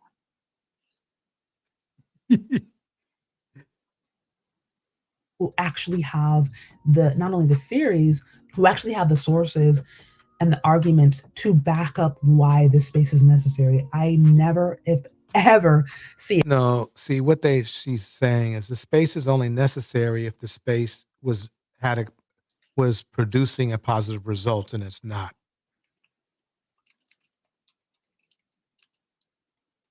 They aren't resolving anything. They aren't building Black men up. They aren't helping our race, move forward. So what's the point? To me, really, it's just a hate group entertainment network. It's just a comfortable space for them. I mean, they come to this echo chamber. It's a validation of what they already believe. So whatever attitude or beliefs they had in the beginning is being repeated to them, and they feel a sense of self-worth and identity when they're around that. And then they completely avoid the problem in the first place. I mean, you don't have to be confronted with your whack beliefs if everybody around you share those beliefs. Bars. And I guess they like it, but it's getting them nowhere because you see, the thing is that after they log off, they have to go in the real world. And this is what makes them dangerous because all the stuff that they're being told online does not align with their real world. And they go out there and they get more frustrated because all those women that are supposed to be fawning them and following their lead and all that kind of crap, that's not happening because they get read and they are read to be weak men. So then they start to get upset and violent. Well, if anybody ever have to explain this in a higher intellectual term, let them know about cognitive dissonance. That's what happens when we have elections. This was happening in the manosphere. They're discomfortable with the tension because of what they believe and what they know is reality, and they just can't handle the confusion and anxiety. So hit them with that SAT word. Let them know that you know what you're talking about. Bars. All right.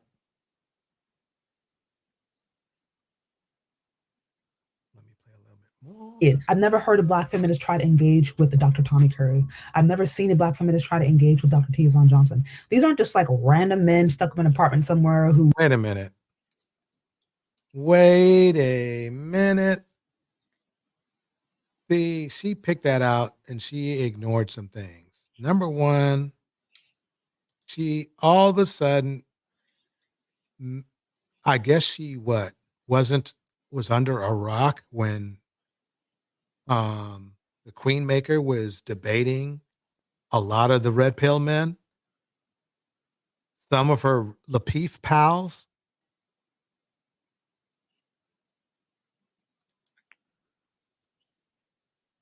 I think she's doing two things here. I think one thing is she's trying to keep the attention on Obsidian, and at the same time go ahead. not admit that she did something wrong. So I think she's trying to ride a fine line. So maybe she isn't as dumb as she's acting, but she keeps defending him as because he did nothing wrong, but she's not admitting to doing any of the wrongdoing. She just didn't know. She just didn't know. But she wants to be known as a knowledgeable person in this space, but she then when it doesn't work for her, when it doesn't work for her, and then she has to act like, oh, I didn't know, kind of like, huh? Did I do that? Didn't get past high school and have no social skills. Like these are like tenured professors who have written books, who have research, who have been published, like who are teaching currently. So it's not like just some random idea. Like they actually have substantial research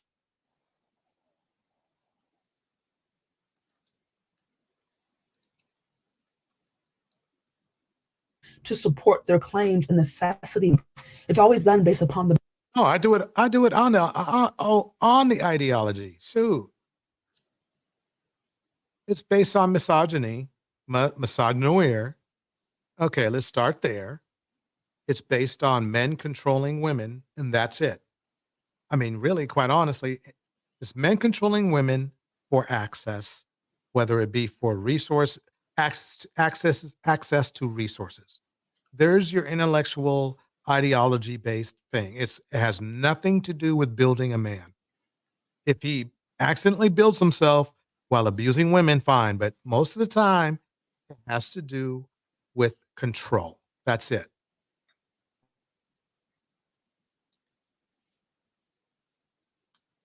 Belligerent figure of a random YouTuber over there and a person over there. And in pocket, obviously there are. As I mentioned before, the manosphere is not a monolith. I've heard videos on content creators and things that The funny thing is, I don't care if it's not a monolith. The bottom line is this: she's on the worst side of the monolith. If there's a bad side of the monolith, she's on that side. She's on the obsidian side. She's on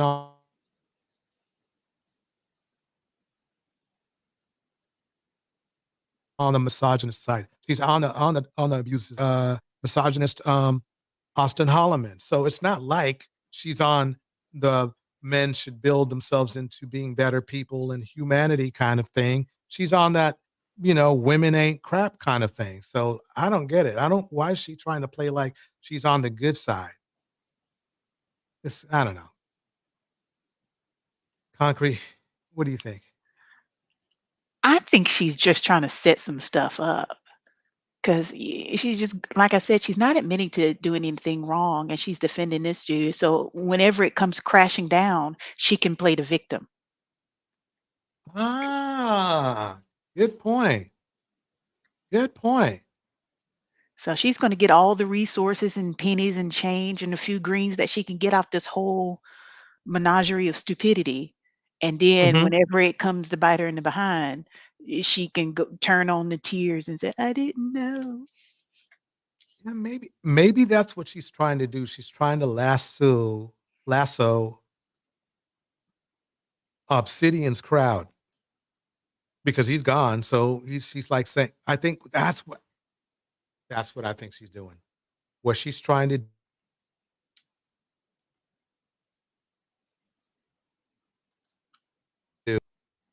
in that regard, if you know what I mean. So what she's trying to do is get his misogynists to come over to her channel. The problem is a lot of the guys on his channel don't even want to deal. They don't want to hear nothing from a woman. So I'm sure she'll get some, but for the most part, she's going to run into a proper. She's going to run in. They are going to remind her about that she's a feminist. Let's put it that way.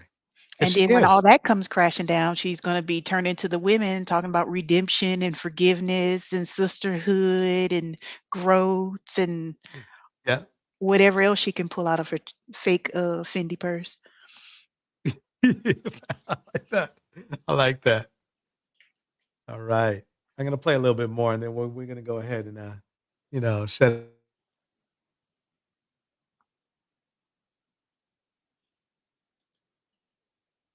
Because I know a lot of people have some.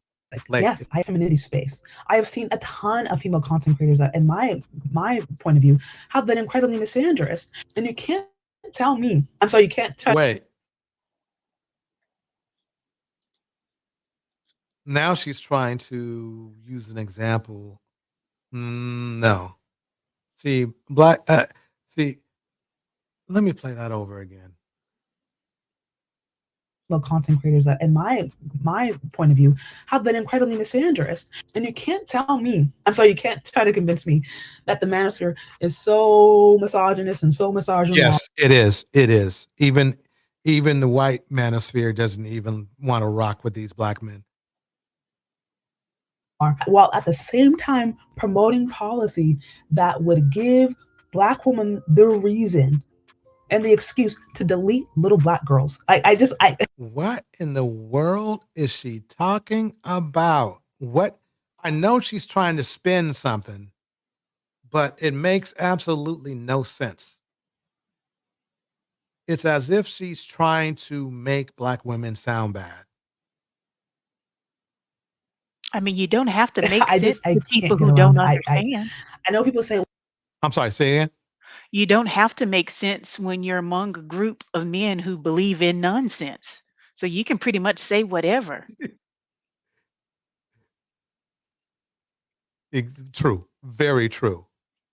Very true. well, it's a choice and I'm pro-choice, but I'm like, that little Black girl doesn't have a pro-choice. She doesn't have a choice. She doesn't have a choice to be alive. These are the same What politics. is she talking about? What little black girl is she talking about? Because the bottom line is this. Chaz, let me break it down to you right now. The biggest threat to Black women and little Black girls is Black men. Nobody else. So maybe if Black men, we solved that problem about being the biggest threat to Black women, maybe Black women might be nicer to us. I don't know. It's a stretch. I'm just saying, you know. Said, I'm not marching for Eric Garner. The same politics that essentially spat on the death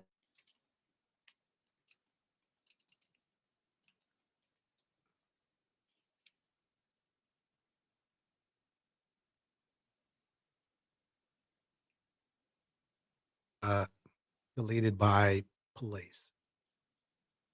But before that happened, he ruined the lives of 10 women, even just 5 women. I mean, really, there's a point where, don't get me wrong, you don't want anybody unjustly deleted. But at the same time, you have to understand that maybe they brought that upon themselves as well. That's just how I feel about it. And for her to bring it up, she's trying to see what Chaz is trying to do is she's trying to make Black women sound evil. She's trying to make Black women evil.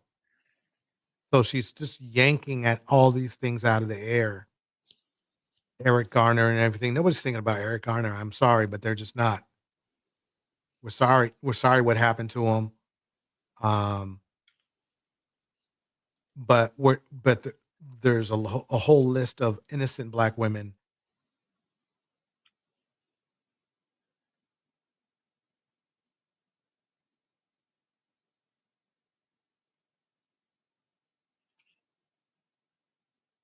them about what to look for when a man is going to be of influence on their life. Concrete, what do you think? Am I right or wrong? What are your thoughts? I think you're right. I mean, what she's doing it's not that hard to color the picture when the lines have already been drawn. So she's just adding fuel to a messed up fire. Yeah, it's probably that Walmart butane, you know. Okay, I'm gonna play it 1 more minute. Here we go. women do the same thing. Okay, there is incredibly misandrous pages out there that nobody's really caring about. Like, so again, that's my issue. She already said that. I thought I rewinded it, but I didn't. But now she's starting to repeat herself.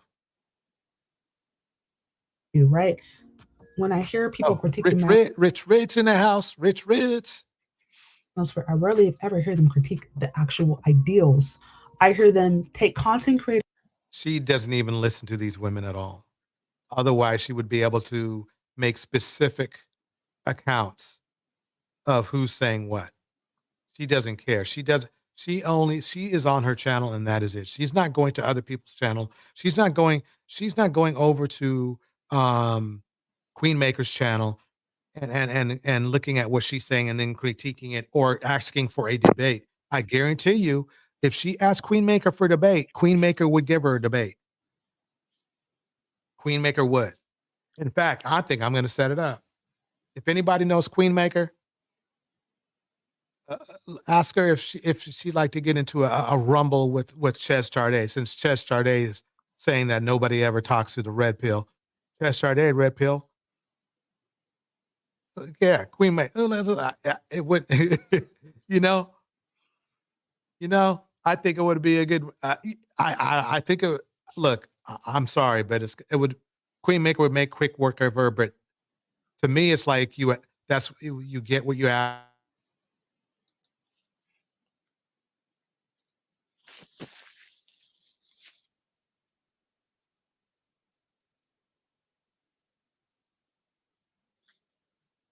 The Queen Maker, okay, does not talk to intellectual men or whatever, even though she probably thinks what's his name?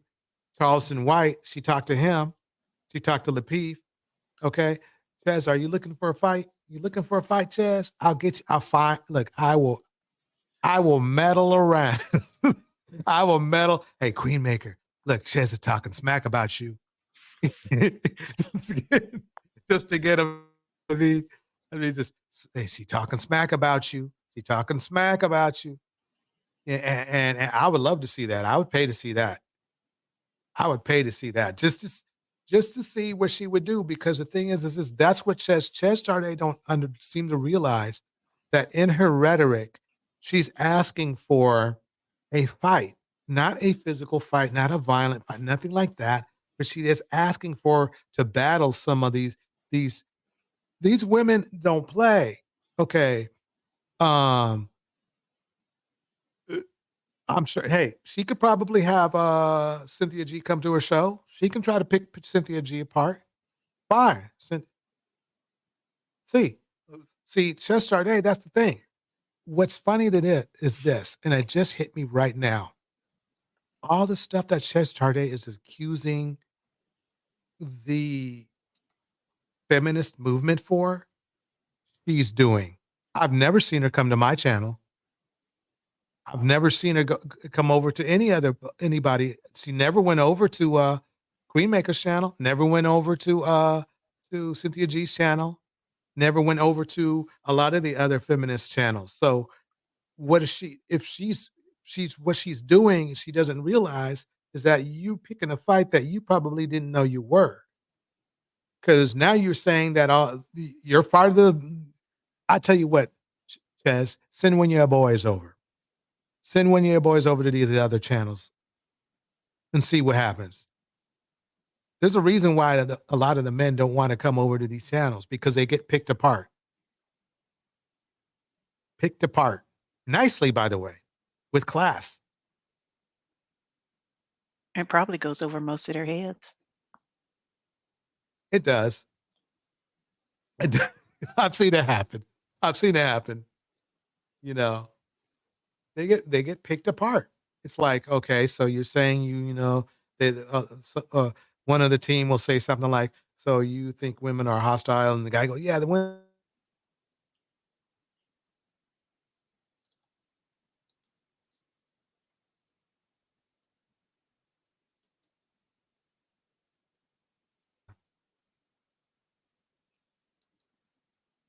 Anyway, I know it's late, everybody.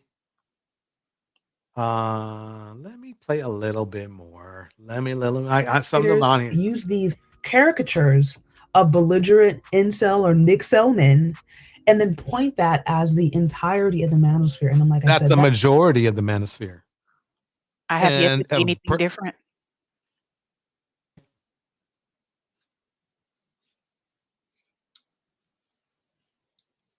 I'm sorry. I missed what you were saying. I haven't seen anything different in the manosphere. If something else exists that's outside of that caricature, I have not seen it yet. I mean, me too. I mean, the thing is this, is that every manosphere man I have met and interacted with the exception of maybe one guy stands out. I remember one guy named Scott. I might have disagreed with his mindset, but he was at least stable. Everyone else, and then I've interviewed hundreds. There's some instability in that they have. There's some certain type of instability they have. So the character, she's trying to say that there are some good manosphere men, and no, there's not. Really, quite honestly, there's not. There's and not enough. Let's put it this way: it's the same theory that I feel Cynthia G uses. Is this? It's like, yeah, there might be a couple good black men, but that's a couple good black men out of millions. So, what are we? Where's the relevance in saying, oh, it's just a few? You know, if it's that, if there was just a few, and think about it like this: if it was just a few black men that were bad in the community, you would think all the good black men would put those few in check. So there's got to be more than just a few, because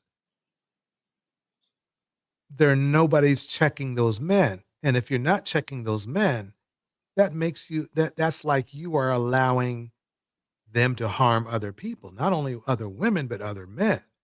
So they're not, if those men are not being put in check. In fact, that's the incriminating evidence, is the fact that we have allowed snitching to become a bad word. What is snitching about? Snitching's not about, oh, the guy cheated on a on a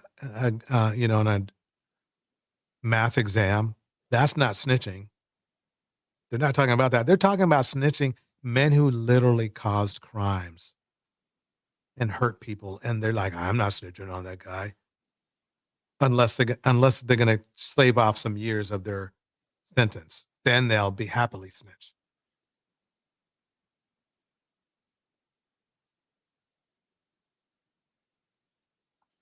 That's very disingenuous, or it can be very dangerous when you're not even willing to engage with the thought leadership. They just say, oh, they just hate their mom. These men are antisocial. These is, and yes, Wait a minute. And then Obsidian so we'll use Obsidian as an example. So this is where Chess Charday's rhetoric really falls apart. There is nothing intellectual or articulate about Obsidian, but she is going to bat for him. He is vulgar, violent, disrespectful, but she is still going to bat for him. That's interesting.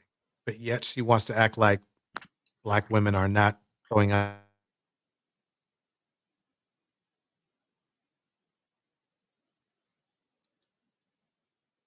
Out the olive branch to these weirdos. All right, Concrete, what do you think so far? And what would be your thoughts that you want to send a group out on a good note, or a bad note, or a medium note? What would you want to say? I would send them out on a good note. I would say it is very important, ladies and gentlemen, to emphasize rejecting misandry and to promote respect and equality for all genders. As women, we must lead by example by fostering empathy and understanding in our interactions with men. When they go low, though, we must scorch their earth to make them think they're sitting in hell. Bars. All right, everybody. Before my internet gets worse, I'd like to thank everybody for coming through.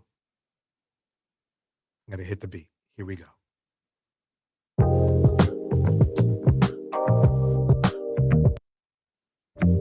Oh, pause. Everybody, please give the concrete ghost a huge hand of applause.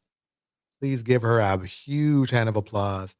Put fire emojis, put hand claps, whatever. Please put it in the chat. All right, everybody, back to the beat. Here we go.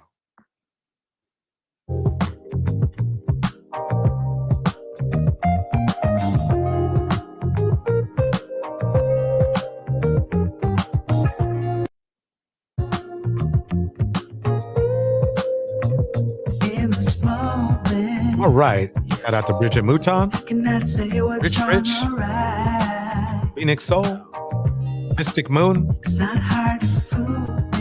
Andy Red, to do the good life. Yeah, lead the way. Indiana Mom, No need to say where we are heading now, babe. Phoenix Soul, I follow Corey Coburn, to the edge of it all. To the edge of it all. So tell your good night, 'cause I'll find no better one. Yeah, susceptible now before the moment flies. Ooh, so tell your good night, 'cause I'll find no better one. Ooh, susceptible now before the moment flies. shout out to Mystic Moon, It's not a problem. shout out to New Diamond, 'Cause I know what I'm Andy getting Red, into. And I think Miss inside RV, me, Kittens and Caskets, 'cause I'm Legs for addicted Life, to what you and I realize. Lead the way, I follow. No need to say Serene, where we are heading now, babe.